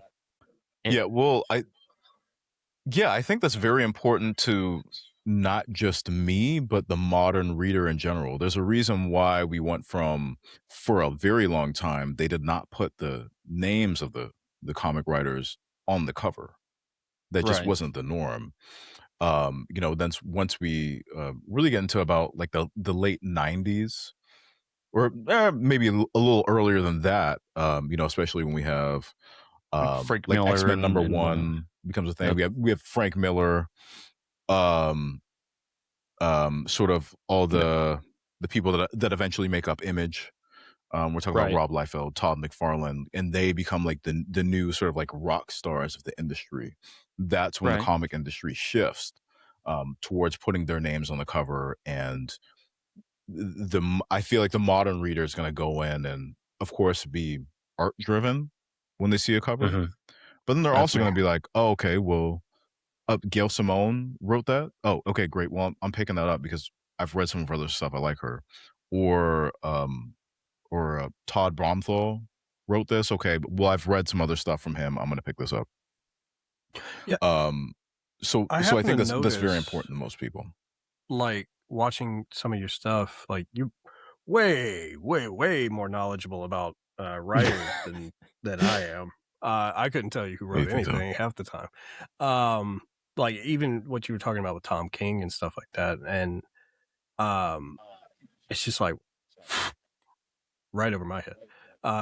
Like I always went in for the art and if the story was good. Like usually it's I judge a book by its cover, unfortunately. I'm like, oh, that looks neat. And then I'll grab it and then I'll read it and it's either terrible or good enough for me to keep reading. But like, I know Robert's also been heavy on like looking into writers and stuff. It really I'm is sure it only looks poorly on me, but it's like I should look like I said, into it more. I know. But. It's the only reason why I know the creators that I do know is because they wrote something that, it struck me in a way that was of high quality, or something that was just very, very well done and made me want to seek out other art that they've done.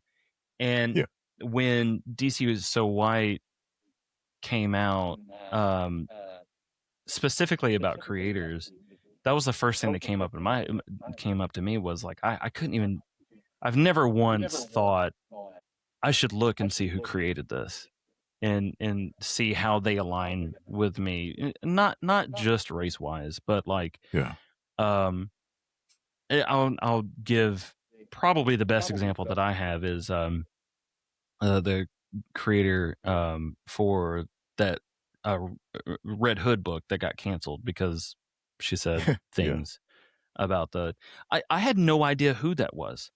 I saw that it was a new Red Hood book. I like Red Hood. The art looked great. Let me go ahead and pick it up. I had no idea who that was.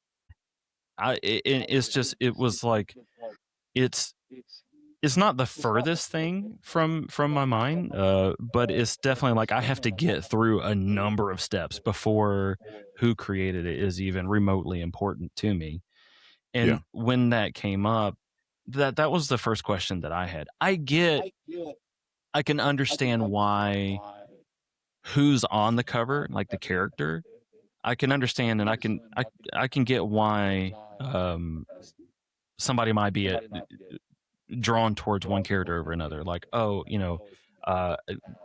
somebody who is younger or whatnot, and who's, we'll say, lesbian and wants to enjoy comics, might be a little bit more drawn to Batwoman or whatnot.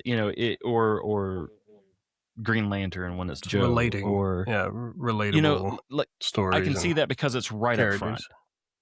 Right. I can see why somebody might be excited about the success for Miles Morales.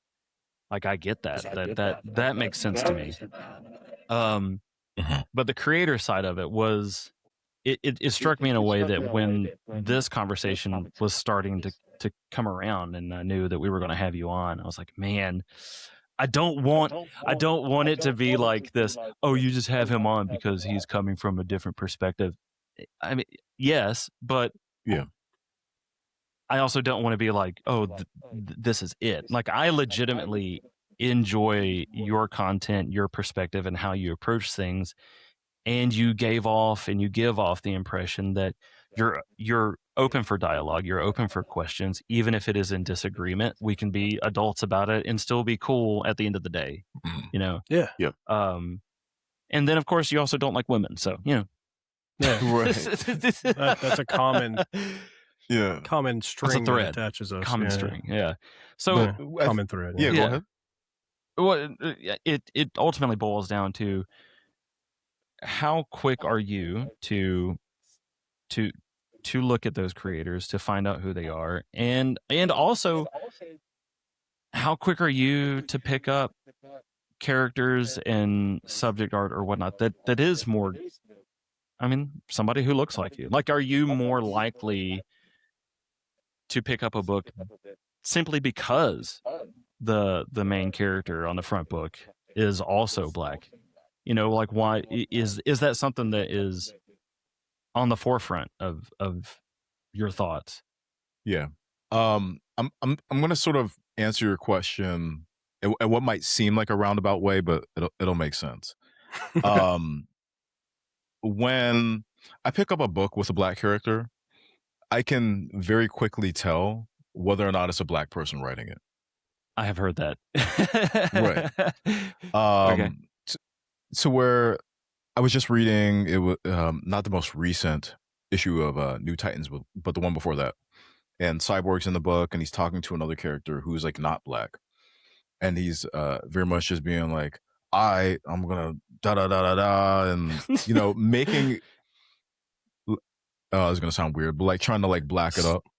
You know what I mean? Stereotype it, yeah. Right. So, you know, sort of like feeding into a stereotype. And when I read that, I just know it's not genuine. As opposed I could to see that being cringe. Yeah, just yeah. Yeah. You know, it's like assuming y'all are from the South. We are. Oh, Where y'all from? Okay. South So Georgia. okay, there you go. Like Yeah. if somebody's, you know, like talking about I'll even get very specific about this.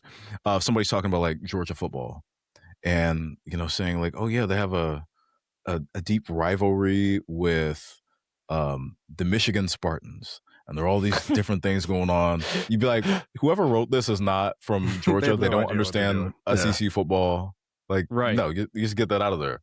I mean, Right. you know, it's sort of same reasoning or line of thinking when it comes to black characters. So it's like hard to write black characters if you don't have black experiences. You know what? Like if that's not your It's- history and your life. I wouldn't say it's hard to write them because, I mean, Black Panther not created by a black guy. Luke Cage not created by a black guy. We have Like, so many, especially of these like legacy black superheroes who were created by white people, and though you know a lot of those stories are like perfectly fine, perfectly serviceable, and frankly quite entertaining. But then I feel like you get to a point where you're not serving your audience if you don't have a writer that's coming from those experiences themselves. That makes To where sense, yeah. like a book like Far Sector, which sort of introduced the Joe Mullen character. You pick that book up, and I'm like, I know a black woman wrote this. I don't even have to question it. The way she's talking, the slang she's using, the terminology. I'm like, this sounds like, you know, one of my aunties or my mom or somebody I know personally. I gotcha. Okay. So I mean that that's makes sense. Right. So I think kind of ties back to relatability and exactly. Yeah. So I want that out of black characters in general. Now, when it comes to what I'm more likely to pick up on the shelf, one, again, your eye is going to be drawn to what it's drawn to.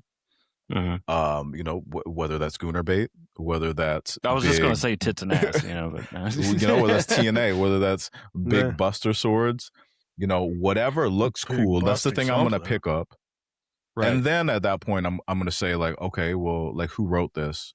If I'm familiar with the writer, I might just pick it up blind because I know I'm probably going to enjoy it. Right.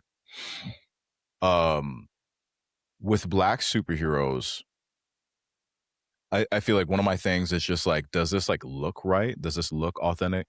Are they going like crazy with the hairstyles and doing like the Killmonger cut?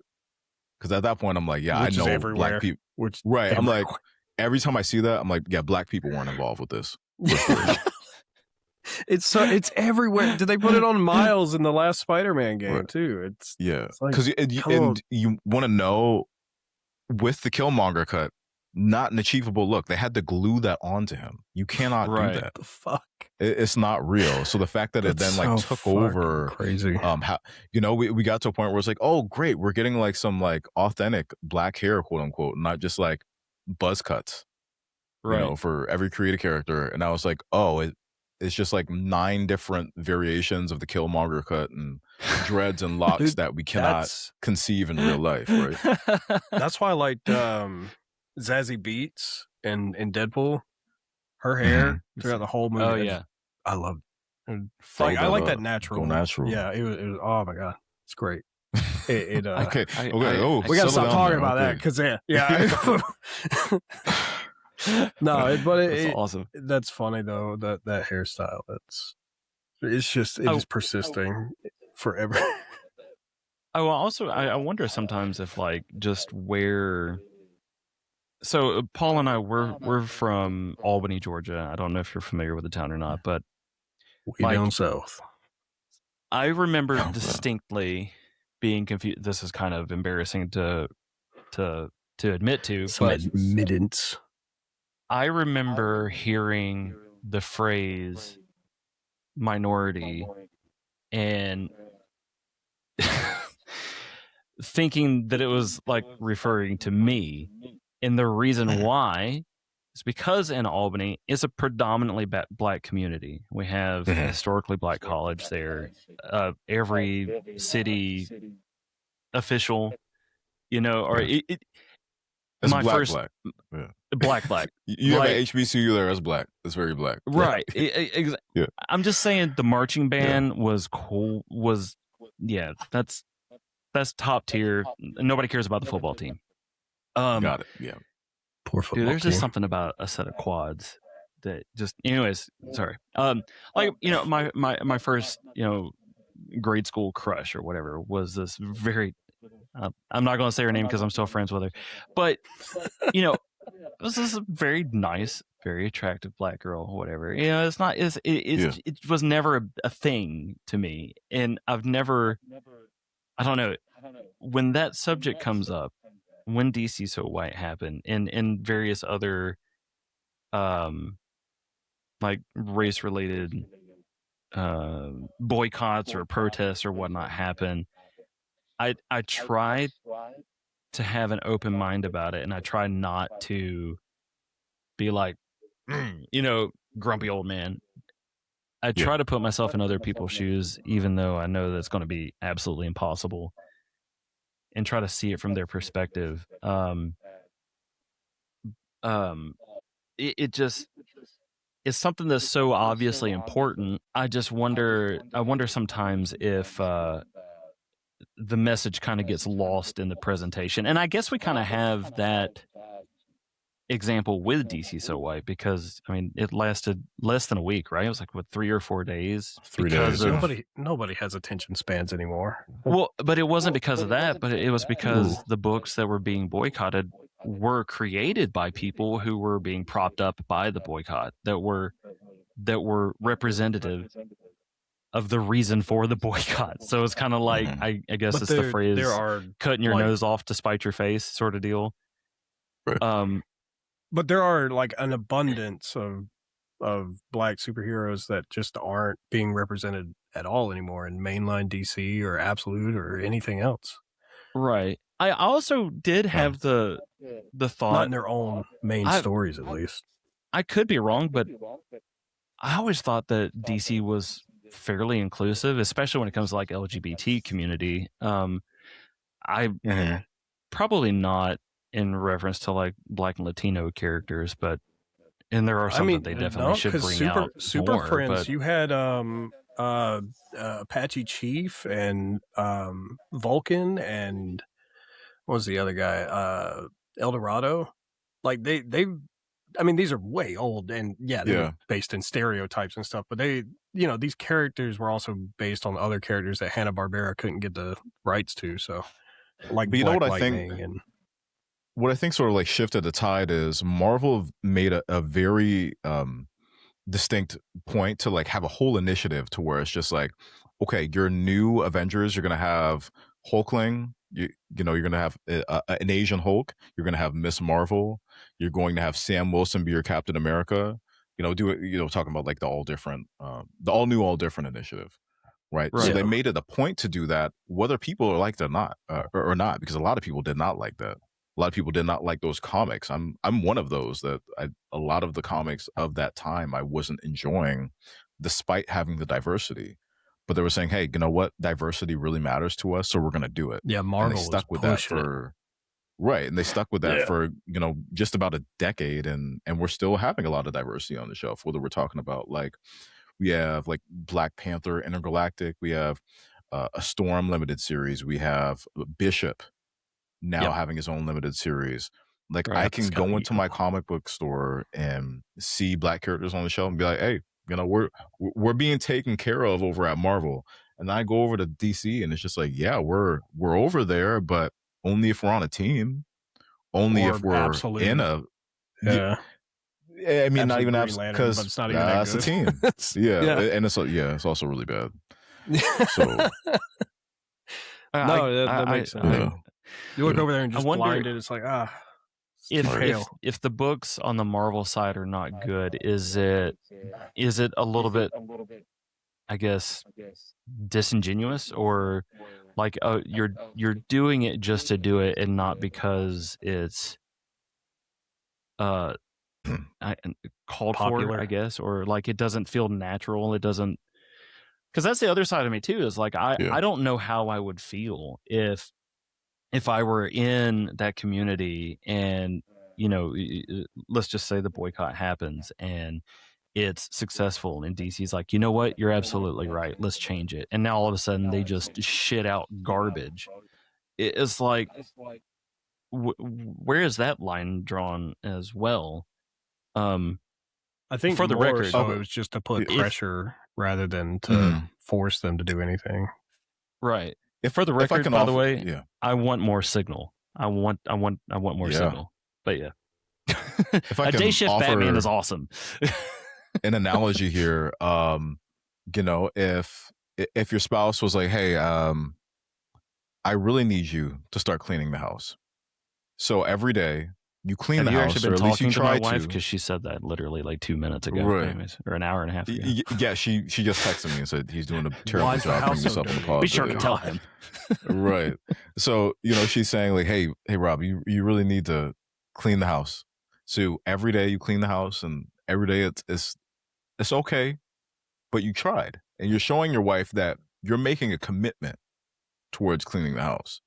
That's what Okay. Marvel is giving us. They're like, you know, hey, you know, yeah, we get it. trying. These books haven't always been as good, but in good faith, we're going to commit to it, even when they're not all that great. We're going to do some good stuff. We're going to give you Ta-Nehisi Coates on Black Panther. You know, we're going to give you some other stuff. We're going to give you a Storm run that everybody just loved, right? Was it good? But I haven't read it. I have it sitting in a box somewhere. I haven't started. I haven't read it yet, but I hear nothing but good things. Yeah, when the trade comes out, I'll probably the pick it cover. up. So I was like, That's the way the I was covers were feeling, 'cause dope. Yeah. Trade. Yeah. Well, that's Storm my is problem. one of my favorites, but I end up with so many books because I'm like, ooh, that cover looks good. Ooh, that cover looks good. That cover looks good. Right. So I think I understand, or I have a better understanding of that it's like a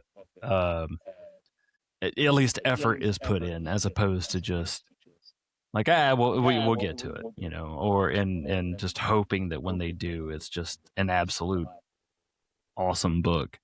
Because look, man, DC could easily, okay, maybe not easily. You know, it takes about like 1 to 2 years to really develop these books and get them going, even when it's just a limited series. Like I was just talking to Che Grayson, and they were like, you know what, they're expecting DC to just all of a sudden like announce and quickly develop a mainline Black title, when it took us 2 years to get Absolute Catwoman going, and it's just coming out, you know, within the past few weeks. So, you know, it's just not going to happen like that. But it's this sort of like continued, like, yeah, we have Black characters, don't give a fuck. We do not care. I was about to say, and it's like the same thing with like Wonder Woman and like other media. It's like, we have Wonder Woman, don't give a fuck. But Do you think it also has a little to do with like the whole not showing up thing? Because I remember one of your other videos that talked about like the reason we keep getting Batman and Joker because it's the most popular thing and people keep showing up for it. And it's like I'm thinking back on things like the Vixen animated show that didn't go well because of viewership or whatever, and how they ended up canceling Black Lightning and trying to move him into CW, and it didn't really work well. And I wonder if the reason they're not putting out these books is because nobody's showing up. It's like I talked about this before. It's like the WNBA, how can we support if we're not showing up? No, let's the go there least because sports-centered person. I disagreed with that take that you had in your previous podcast. I'll first talk about it in the WNBA since you're already talking about it. The WNBA had an incredible marketing problem to where you never knew when these games were playing when it was on to begin with. Right until it was on, or until you saw the highlights on Instagram the next day. There was no real committal. There's no real. They just did not make enough of an effort to like let you know that, hey, we have the WNBA. We want to drive it. It just felt like it was this thing that they were going to subsidize indefinitely, and that was going to be it until we got Caitlin Clark and other people like saying, hey, we need to pay attention to this. And then they come back with, oh, okay, well, since you guys care, we're going to care now, and we're going to really drive it home. Now we're talking about comic books. Go ahead. We're talking about comic books. Well, I'm just trying to think of that like from the perspective of somebody who is like, the commissioner of the WNBA or whatever. Like that to have that much of a lackadaisical kind of not caring feeling about it is just so, I don't know. That's because here's why they placate. They were willing to placate the audience they did have, so that way we don't have to pay our players as much. We don't have to perform additional upkeep with our WNBA arenas, because not all of these WNBA arenas have NBA teams, professional men's league teams. Like here in Seattle, we don't have a basketball team, but we have the Storm. And they really didn't do any upgrades to Key Arena, which then turned into what we call the Climate Pledge Arena. They did not renovate that arena until we started having NHL talks. So they didn't even really give a shit about WNBA, even though we had 2 or 3 WNBA titles under our belt before that happened. It's Sue Bird here. Like, what are we talking? We had arguably like the greatest women's basketball player of all time next to Diana Taurasi on our team, right?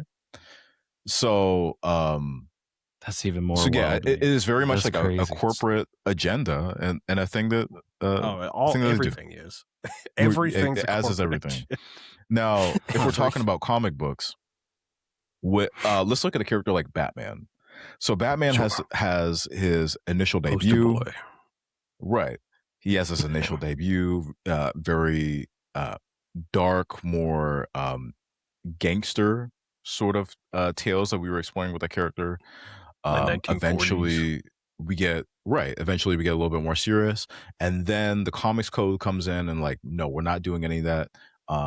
You also need to appeal to kids to sort of skirt some more comics code stuff. So you're going to have a sidekick, Robin, and it's just going to be silly and gay. And I don't mean that as a bad thing. It's just like, it was all like, comic books that went in the 60s. They were all just silly and gay. Right. It's fine. It's going to be silly, and they're going to sleep in the same bed. Take away the cleavage marks, and everything else. Right. So we're going to do that.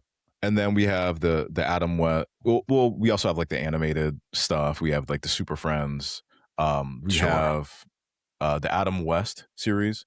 And then Batman is a joke for a good 15 to 20 years until we get to Dark Knight Returns. He showed up in Scooby-Doo twice. Right. Yeah. And then later the Batman 89 and the continuing films after that. Yes, we can argue about how they got sillier later on. But the point is that no matter what happened with that property, they were like, we don't just stop making Batman. We don't just like stop pushing Batman. You're going to get Batman. We need to sell Batman. We'll figure out a way to sell Batman until eventually we're making, billion-dollar films at the box office. This is getting closer to that point. Sorry to interrupt, because you made a point about the reason why Miles Morales has been as successful as he is because they've been pushing. They pushed him, and they pushed him until he found his audience. Is that kind of more or less? It's just that the characters just haven't been pushed like they should. Right. I mean, Miles Morales could have easily just been like, okay, we're going to take 1 year with this character. We're going to bring Peter back. That's it. They're like, no, he kind of has some merit to him. We can do some things. Mind you also have Bendis, who obviously has a lot of pull over at Marvel and can sort of, steer things properly there. But that was going to be the other question: is what makes Miles different than anyone else? Probably because Signal, Cyborg, whoever. I mean, we got besides it being Marvel versus DC, but we got more of. I feel like that's exactly what he was saying. We got more of it. It's like the same thing with Wonder Woman. That we need more of it to do more of it. But or whatever that comment was that set you off. Now, like thinking of it with that context too, it's like now I'm starting to wonder. Maybe that's why Black Lightning didn't do as well, or Vixen didn't do as well. Nobody knows who the fuck those characters are. Exactly. Like especially not casual TV watching fans, they don't know who that is. And I know Vixen was in the live action very briefly, but it's just like, who's going to sit and watch the animated series? And I feel like, unfortunately, there's a large amount of people that just turn their nose up to animated shows and series and everything else. But which is a crime for DC, because DC animation is top tier almost every time. Vixen comes with a huge asterisk though, because Vixen wasn't even on CW proper. It was on like CW Seed, or their like streaming app that they had for a while. And they would advertise it like at the end of Arrow episodes. And I'm like, I'm not going on your website to watch 5 minutes of Vixen. And I remember the poster, it wasn't even just her. They still had to put Green Arrow and Flash on her poster for her show. And it's like, I get kids, you like the Green Arrow and Flash? You'll love, Oh, yeah. And then they're upset because there's no Green Arrow and Flash. It's just Vixen. Right. I did like how they made her available in Injustice 2, though. I thought that was like, granted, she ended up being an alternate skin, which sucked, but they did that to a lot of characters, I feel like. But I like that inclusion. Like that time period was so weird. We got so many random just characters out of the woodwork, and then they all kind of went away. Yeah. And with the Arrowverse, the fact that they didn't just make Diggle Green Lantern, like right off the, what a waste. I mean, when he's wearing the goofy ass helmet and everything. They made up a character for him to be, and then which is crazy because what's his name? He always carries the shield. It's like a police badge shield. What is that guy's name? He was in the Supergirl show. Yeah, I think so. Oh, but that was Jimmy Olsen that they did that to, right? Because there's been multiple of them, and one of them or both of them are in Young Justice. Everybody's Googling now. Yeah, that's good. Yeah. We got to figure it out. Who has the better Wi-Fi? Yeah. Yeah. If not Green Lantern, at least that. Don't just make up, some bullshit. Yeah, I'm not successful. Guardian. Yeah. And it's like, wasn't Diggle called the Sentinel or something? And it's just like, you're already, those are like hand in hand. You could have just done the Guardian that's his job. He was his bodyguard. I forgot how ugly the suit was. Yeah, it is. Because he kind of looks like Vigilante a little bit. It does. There was a guy that showed up in Arrow that had a sort of SWAT vest on that looked modified and sort of looked like that costume, and I thought that they were slowly working into it. But they never did anything. Is Arrow and to Flash kinda, were constantly disappointing. well, Yeah. you are fairly between Flash and Aquaman. You're just kind picky. of you're. Dude, I like Aquaman. Nobody likes Aquaman. I love Aquaman. Leave me alone. Wait, Aquaman the character or the movie? The character, not the Okay, not the okay. movie. Thank God. The The movie is an first movie has abomination. moments, but it's like I Paul, don't like Jason he was about to Momoa. lose all respect for you. All respect for you. I came in expecting that. It's fine. That's I fair. like That's fair. Aquaman. I'm sorry. God. Is Yeah. is it fair to say then in that case, going back to DC So White and the overall purpose of it, that it probably would benefit from being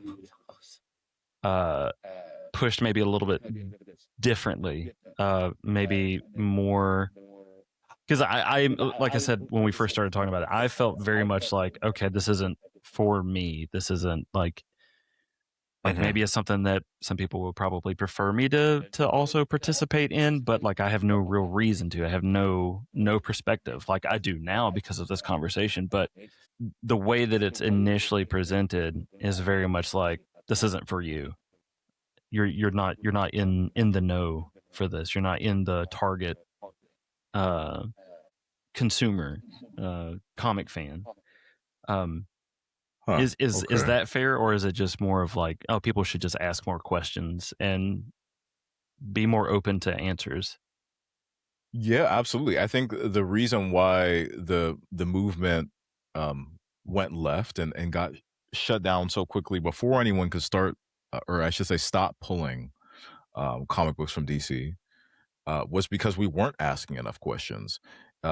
Quite frankly, we weren't asking enough questions from the actual comic creators. Again, when I was talking to Che Grayson, they were like, nobody was even asking us as Black and brown creators how we felt about any of this.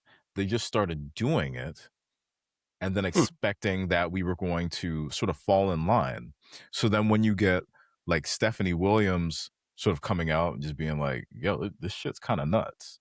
And then Che, Right. they decided not to make any statements, and I won't get into the entirety of our conversation just because that was between them and I, but yeah, I think that was you actually spoke with yes, them? yeah. So okay. yeah, they were here. I don't think I knew that it was that close. I figured you were just kind of like a bystander, like the two of obviously. us. Yeah. yeah. No, I met them at Washington State SummerCon. That was a few weeks ago now, but yeah, and I got my copy of Absolute Catwoman signed, so that was very nice. But yeah, when I met them, I was like, if I had known you were going to be flexing like this, I was. He's just be flexing. Yeah, we should have. Yeah, come prepared next episode. Yeah, for real. I'll have a whole wall of so it's fine. Next time, there we go. I'll find it. No, all that though kind of reminded me of a just brief ADHD brain. Walt Whitman. Be curious, not judgmental. Like ask questions. Exactly. And that's kind of a lot of those movements are like that. Nobody's asking enough questions. Nobody's being curious. I know I'm always full of questions, and especially when it's from a perspective that I just cannot wrap my head around for whatever reason. But there's a hesitancy to it because you don't know how it's going to be accepted. And like there have been times where I've asked legitimate questions or I've said something or whatnot and been curious and have been completely shut down. It's like, oh, you're just a fascist. Like, dude, I just asked you about a comic book. Like, what? Right. Or just asked you where you bought that MAGA hat from. God. I just like the shade of red, man. No. And it happened. Sorry. No, it makes you hesitant a bit more. Like, for example, I didn't want to just scare you away and just come out of the gate and just be like, so DC's so black, we're so white. Yeah. But I mean, that's also why I approached it the way that I did. I asked you if there was anything you didn't want to talk about, and you were like, no. Yeah. Which, I appreciate it. You know, and at the same time, I'm just like, you know what? These are the things that I talk about on my platform regularly. So if I wasn't asked questions about that, then I'd be like, oh, okay. Do you really care what I have to say about? He's just tired of right, talking to us now. Yeah. Repeating himself. He's gone full derivative of himself. He's like, oh my god. Right. It's like these guys don't even watch my channel. I will say right off the bat though, I can't explain how thankful and appreciative I am though of you being willing to talk and being willing to not jump to conclusions and not be like, oh great, what are these two guys gonna bring up or talk about, or who are they? They're from the South. There's not exactly a great history there. But you know, it just you don't learn and you don't grow if you don't ask questions and if you don't tempt fate a little bit and what's the word I'm looking for? You don't you don't risk the possibility of offending someone. Like I just feel like you don't grow very much that way. Like you have to get uncomfortable sometimes. I think everything just needs to be done and approached in good faith, as long as we're starting from there. And it's like, no, I can't get offended by anything that's going to be said, because you're not trying to offend me. I mean, very well could. You haven't known me long enough yet. Let's give it a couple more episodes and then we'll get there. Exactly. I reach out to him, he's just blocked me. You know, it's just like, I did just block my first person. Yeah. Day. Yeah. Was it somebody who said that was convinced that you don't like women? I want to know. Yeah, sort of, kind of. They were just going off on me and just like, you're being so mean about Supergirl and whatnot, and like I was fine. You barely said anything. You were not mean at all. I was so fair with it.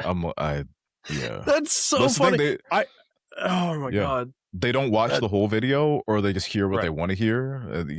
They saw 10 seconds of it and decided like, that guy hates everybody who likes the movie. I'm like, no, I said if you like it, that's awesome. I didn't. Right. But cool. I don't give a shit. We have started to see that, I think, because someone came at me in the comments about Green Arrow, and then I'm like, I literally explained 2 seconds later. Yeah, and people don't watch. That also kind of gets to the difference between us and the whole long form versus short form. The problem that you explained that you had in explaining and fully developing your thoughts and why is kind of hard in 30 seconds or 45 seconds or whatever. And then for us, like, as you have witnessed tonight, we have a really hard time of being concise and putting our thoughts in 30 seconds or 45 seconds. So it's kind of the same thing, but in reverse. I was like, this guy needs an hour and a half. And it's been 2 hours. We've at least talked at least 30 minutes, right? Yeah, sure.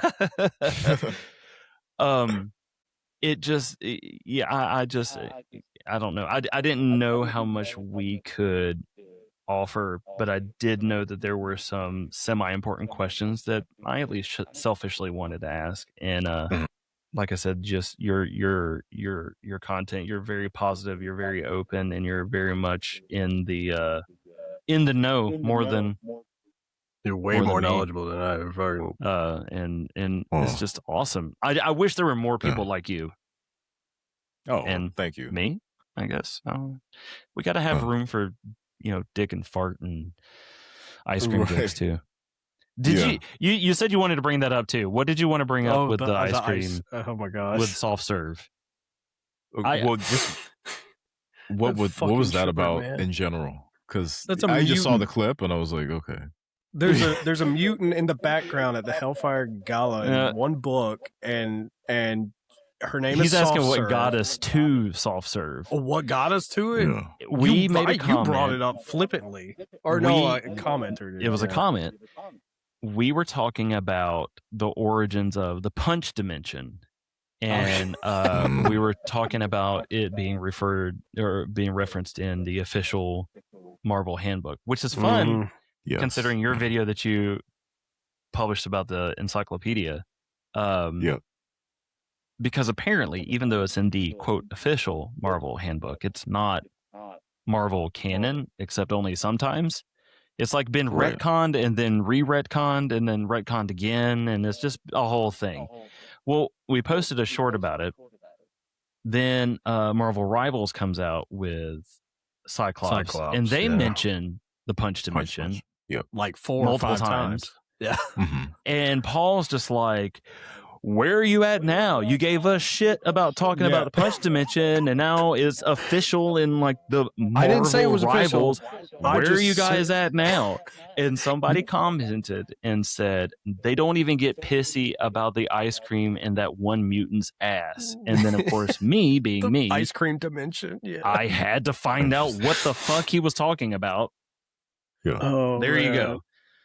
Now we have soft serve. It's so funny to me though, like how upset people get about the Punch Dimension, but I'm like, there are so many mutants that open portals to other dimensions or use portals to other dimensions or have portals to other dimensions. Nightcrawler's teleportation goes through another dimension. Like Magic is arguably like the most popular X-Men outside of Wolverine right now. So I could see that. I've seen a lot more of her come up. Like she goes to limbo, like that's a whole portal thing, and I'm just like, and you even brought up, which I completely forgot about, that America Chavez goes to the Punch Dimension as well, or it deals with the Punch Dimension. So it's just it was following up. It was plague into the part, I guess, because it was funny. I thought it was hilarious, and then the follow up to that was the chart, because I'm like, man, there's a lot of people in these comments that are mentioning flavors. Let me do a poll. Let me just see how this is. So bad. How this is, I hate the pie chart. I hate how that you this made is it like colored. working out. Rocky Road was the champion. It was awful. I said it in the podcast, and I'll say it again to everybody who's watching. I love you, and I appreciate you for subscribing, but you're all a bunch of degenerates. So they are. They came swarming for ice cream out of a lady's butt. It was like an immediate. There's your tip. You want to go viral? Just talk about soft serve. Wow. This is the community I've gotten myself into. Okay. Yeah. Welcome. I don't know. I can't explain it. I cannot explain it. I can.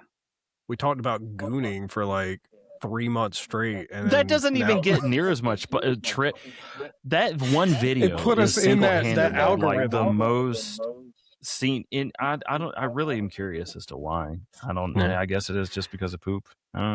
It people threw us in that algorithm, man. Bukkake exists for a reason, man. Like, okay, we're going for it. All right. It took us 2 hours, 15 minutes. It took us 2 hours.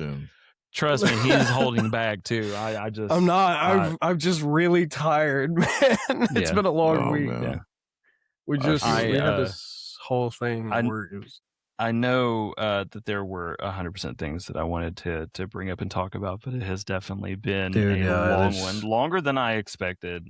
And you're an absolute champion for sticking it out through this slog of conversation. No, hey, I'm having fun. It's only what time is it? Let's see. It's 7:20 for me. Yeah, my night's just gonna start. Dude, just can't stop flexing. Yeah. Look like, at me. I'm in a better time zone. Yeah. Time is better. Oh, God. Time is better. But you know what? In a month, we're only going to be separated by an hour because I'll be in Texas. That's where I'm moving to. Oh, nice. I was going to ask you about that because your bio said Austin, Texas, right? I think. San Antonio. So I preemptively changed my bio because I wanted to manifest it for myself. I'm just like, yeah, I'm a Texan now. I just need to like put that out in the universe. But I've been out there one time when I was like 18. I miss it. How? Okay. Well, now I'm curious. What brings you to Texas from Seattle? Are you originally from Seattle? Yes. So raised here. I spent actually a lot of my family, or really all of my family. Is from Louisiana and New Orleans area, Gonzales. So I spent a lot of time flipping back and forth, especially in the summers. Like I'll spend all my summers down there, and I've just always sort of been drawn to Texas. You know, I think mainly because I can be down there and like do my own thing, but then still be really close to my family in Louisiana. I get it. So nice. I get it. So yeah, I'm excited to finally fulfill the dream, so to speak. Cool. Well, that's awesome. Yeah, thank you. Yeah, I'm glad that you're fulfilling a dream. Dreams are meant to be fulfilled. Yeah, my dream to be in San Antonio, Texas, of all places. But, hey, I mean, the food's gonna be good. True, the food's great. That's very true. Right. The boots are expensive. Don't piss on the Alamo. Yes, and that's pretty much it. Alamo. That's a rule. But you know, I will tell you. I will tell you this. So I work remote for a life insurance company. I make pretty good money. Not pretty good in Seattle. It's really expensive to live here. But down in San Antonio, I'm balling down there.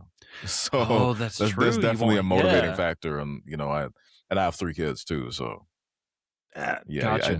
I need more space. So he's flexing on me again. His family's more well put together. He's got a better job. He's again, dude. I'm telling you, there's you want to know my credit score? More. There's more than just one reason why I was like, he's going to. Mine's like 680. It's terrible. I hate it. And that's after you not terrible. You're close to 7, so blame my ex-wife. Oh god, yeah, that'll do it. It did. Yeah. Oh god. Okay. Oh man. Just now I need the stories, but we'll save that for the next one for sure. Oh yeah, no. How terrible is Paul's ex-wife? Dude, my yeah. Well, there's a book. It's like this thick. It'll be fine. Oh yeah, it's in the shelf right there. I got it. It's in the cabinet. Yeah, that's why. Yeah. Yeah. I have 2 or 3 of these around the house. Well, the ex-wife files. For what it's worth, the ex-wife files. I need that to be made. David Duchovny plays me, and it'd be great. God. Oh my god, ex-wife files is fucking phenomenal. I need to make that a comic book cover. And just I'll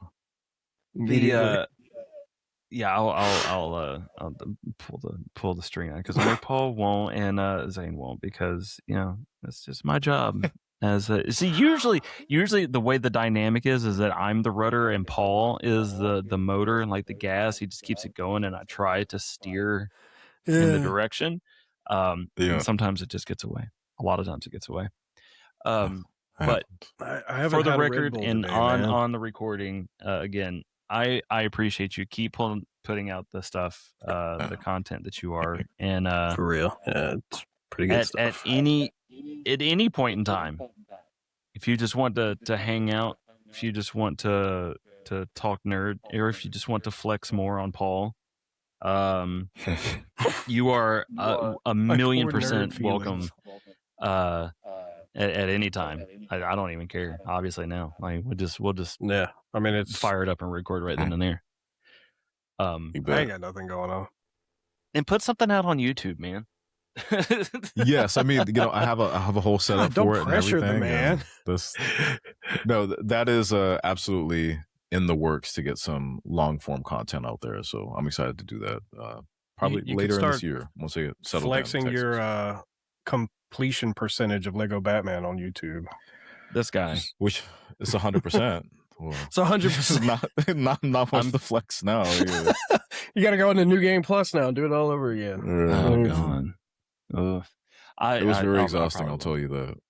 Yeah, that's what you're saying. I've heard secondhand. Yeah, I can feel it. But yeah, if you want plug your stuff, I'm gonna put your links and all this stuff in the bio anyways, or at least the link for sure that I have in the description and try to push people out to you as much as I can. But let's give people how to get a hold of you or how to consume your content.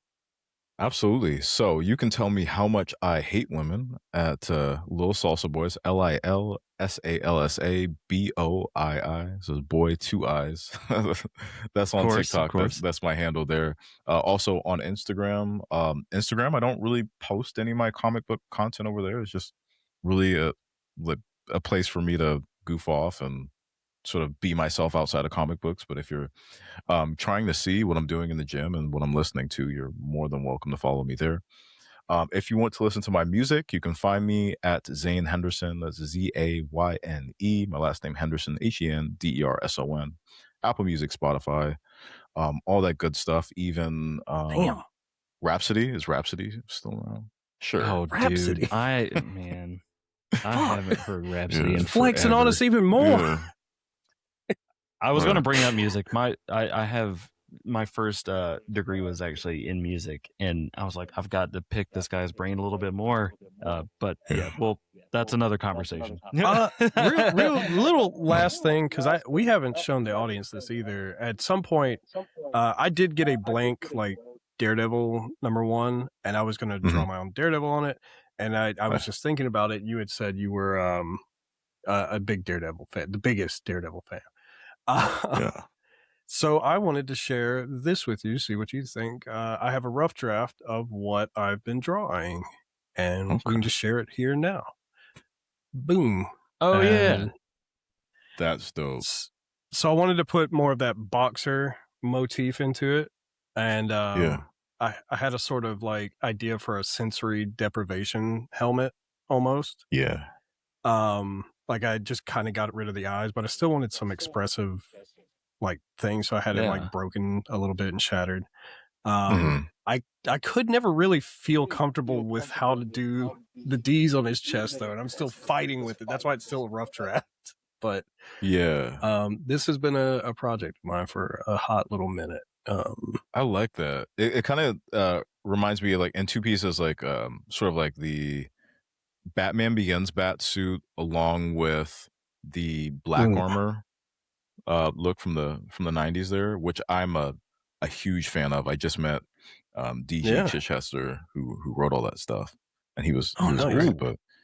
But I do like a little bit of armor. I don't like a whole like segmented like Arkham Knight style armor, but I do like a little bit of armor here and there for but this getting this pose down right and making sure it was like sort of bent right here, and I was fighting with this for so long. You can kind of I was just going through layers and layers and layers and layers over here working on this. But I finally got to a place where I was a little more happy with it, and that's what I do in my free time. Hell yeah. I actually really like the circle around the DDs. If you're open to like a weird suggestion, obviously you don't have to do it.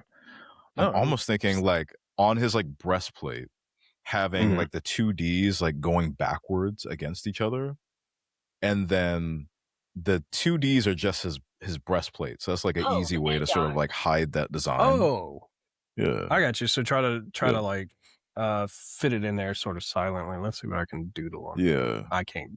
Nope, I've lost it. It's gone. So it's just forever. like, where are the two Ds? Oh, it's just his pecs. That's all it is. Yeah, and then just like sort of like outline it that way, and once you shake so it, you're saying like if honestly, I would be more apt to pick up a Daredevil if it was like one of the things I didn't care about him right off the bat. I was like, oh, it's just all red. That's not very exciting. Oh, he's got two D's on his chest.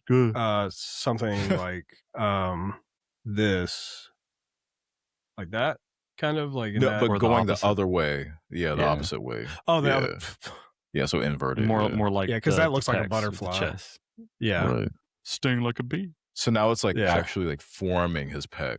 Yeah, and then you could like do it across the whole thing if you wanted to. Not gonna lie, that's pretty sick. Oh, okay. Yeah, no, I like that. I like it. No, that could work out way better for. And Paul, that's a suggestion from the #1 Daredevil fan. #1 Daredevil fan. See what we did there? We brought it back around. We got there and came back around. Yeah. No, I appreciate that. Like, I'm always looking for pointers, but Robert and everybody else we associate with have like no artistic soul whatsoever. So sorry. They are unable. I've got unable you to with music. provide. I'm not great with Yeah, it. you got me. So, But cool. So there you go. That's awesome. I just wanted to share that with someone that I knew would probably appreciate it a bit more. Yes. That's awesome. No, Thank you for the input too. Yeah. No, please keep me posted on that. No, I'll buy a print yeah. from you when it's done too. Yeah, I really like that a lot. Awesome. Absolutely. Yeah. This guy, a true Awesome. Love that. Small the supporting the artist there. Speaking of the Apple Music, that you? Yep, that is me. Cool. Yeah. Nice. What's your what's the one song that you have in your discography that you're probably the most proud of? The most proud of Supersonic. That's going to be track 2 on the Sonic CD album. Yeah. I'm totally going to rip the hell out of it and put it at the end of the show Sonic for you. CD. Okay. You know what?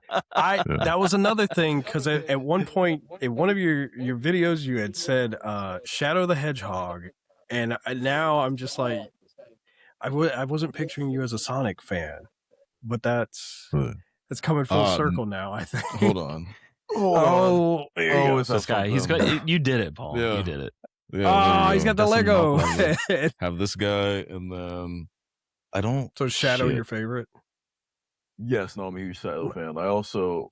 Oh, my bad. Yeah, I totally said no. Me being a and then I poser also I fucking don't know where I put it. See, I was trying to like curse minimally, and now it's already gone out the window. No, you're good, dog. Yeah, you're good. Yeah, trust me. No, more so for me because I just don't prefer like not to really like curse that much on he's got social media. But, I get it. And a job, so that'd be nice to keep my job. Keep your job. But no, then I also have a song. Don't have a problem going through and muting everything, or not muting, but doing the bleeping, the radio edits. You can keep it; it's fine. But I have this Shadow Pop signed by Jason Griffith, who voiced him in the 2005 game, which is like one of my favorite games ever. And sad I don't have a copy of it anymore. But no, it'd be Shadow the Hedgehog, the one where he had a gun and a motorcycle. Oh yeah, gotcha. And he worked for the devil, kind of. And he tried to kill the president. It's a whole thing. Hey man, Emerald Hills, man. That's where you are. You're at every time. Emerald Hills. That's where it's at. Dude, I have always been a bit. I felt something in my pocket. And I just pulled out Milk-Bone treats for some reason. I've always been a bit. Yeah, dude. I work at a dog resort, so I've got treats everywhere. Makes sense. Yeah. I've always been a big Sonic fan. I think I got really like tied into adventures a long time ago, and even though the Froggy missions were the worst possible thing, I just love Big the Cat. I don't.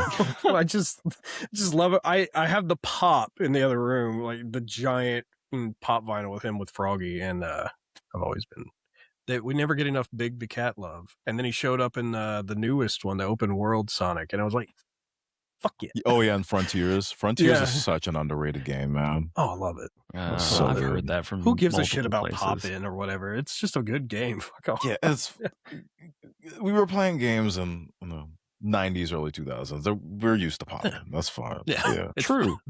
Very true. Everybody gets hung up on the wrong thing. That's a problem. Well, all right, guys. I guess we have to do it at some point in time, right? Because we'll nerd out about everything and anything, and just keep right on going until his wife is going to kill him if he doesn't clean the house. Apparently. Oh yeah, that's right. Whole thing. Yeah. Thank you again for the insight at the very least. Yeah. I'm saying that again just in case you ghost me, and Oh no, we're doing this again. We'll put it on the calendar. Hell yeah, for sure. Absolutely. I felt like a threat almost. He's like, better be there. Yeah. No, I mean, we're just too much fun. We got a little squad going now, so we'll make it happen. I dig it. We'll have to play games sometime too. That'd be great. Yeah. Absolutely. I'll have to find you on TikTok, and I'll share my gamer tag and my PSN and all that. So. Hell yeah. That rocks. Watch out for Paul, though. I will tell you, he rage quits in a moment's notice. You'll be in the middle of like a battlefield match, and you're just like, Paul, where are you at? Oh, dude, it's like I quit. I quit. I dashboard like 30 minutes ago, 2 matches ago. Like, what? Not all the time. It's just look, man. Sometimes I just can't let it make me angry, so I just have to stop. and then the game will kick me out, or I'll just quit out. It's funny I though. understand protecting your peace, but it's serious business. It is. This battlefield. It's funny. You got to tell somebody, man. You've got to warn somebody before you do that. I actually changed my name on Marvel Rivals to Dr. Rage Quit. So that's like appropriate. Yeah. Oh, yeah. So they kick you first. Got it. Okay. Yeah, they kick me. They better not, man. I always get stuck as tank. They need me. All right. Oh, okay. You're a good tank, man. You're a good tank. I hate it, but Okay, Rob, end the show. Yeah, we'll be here all day. we'll do it again. It's like a Baptist preacher, like way back in the day, and in closing. Yeah. So, Paul, you want to do your thing? I'll do my thing. I don't even know what my thing is, but see you guys in the next issue. I just say see you guys in the next that issue. I'm thinking of. Yeah. To be continued.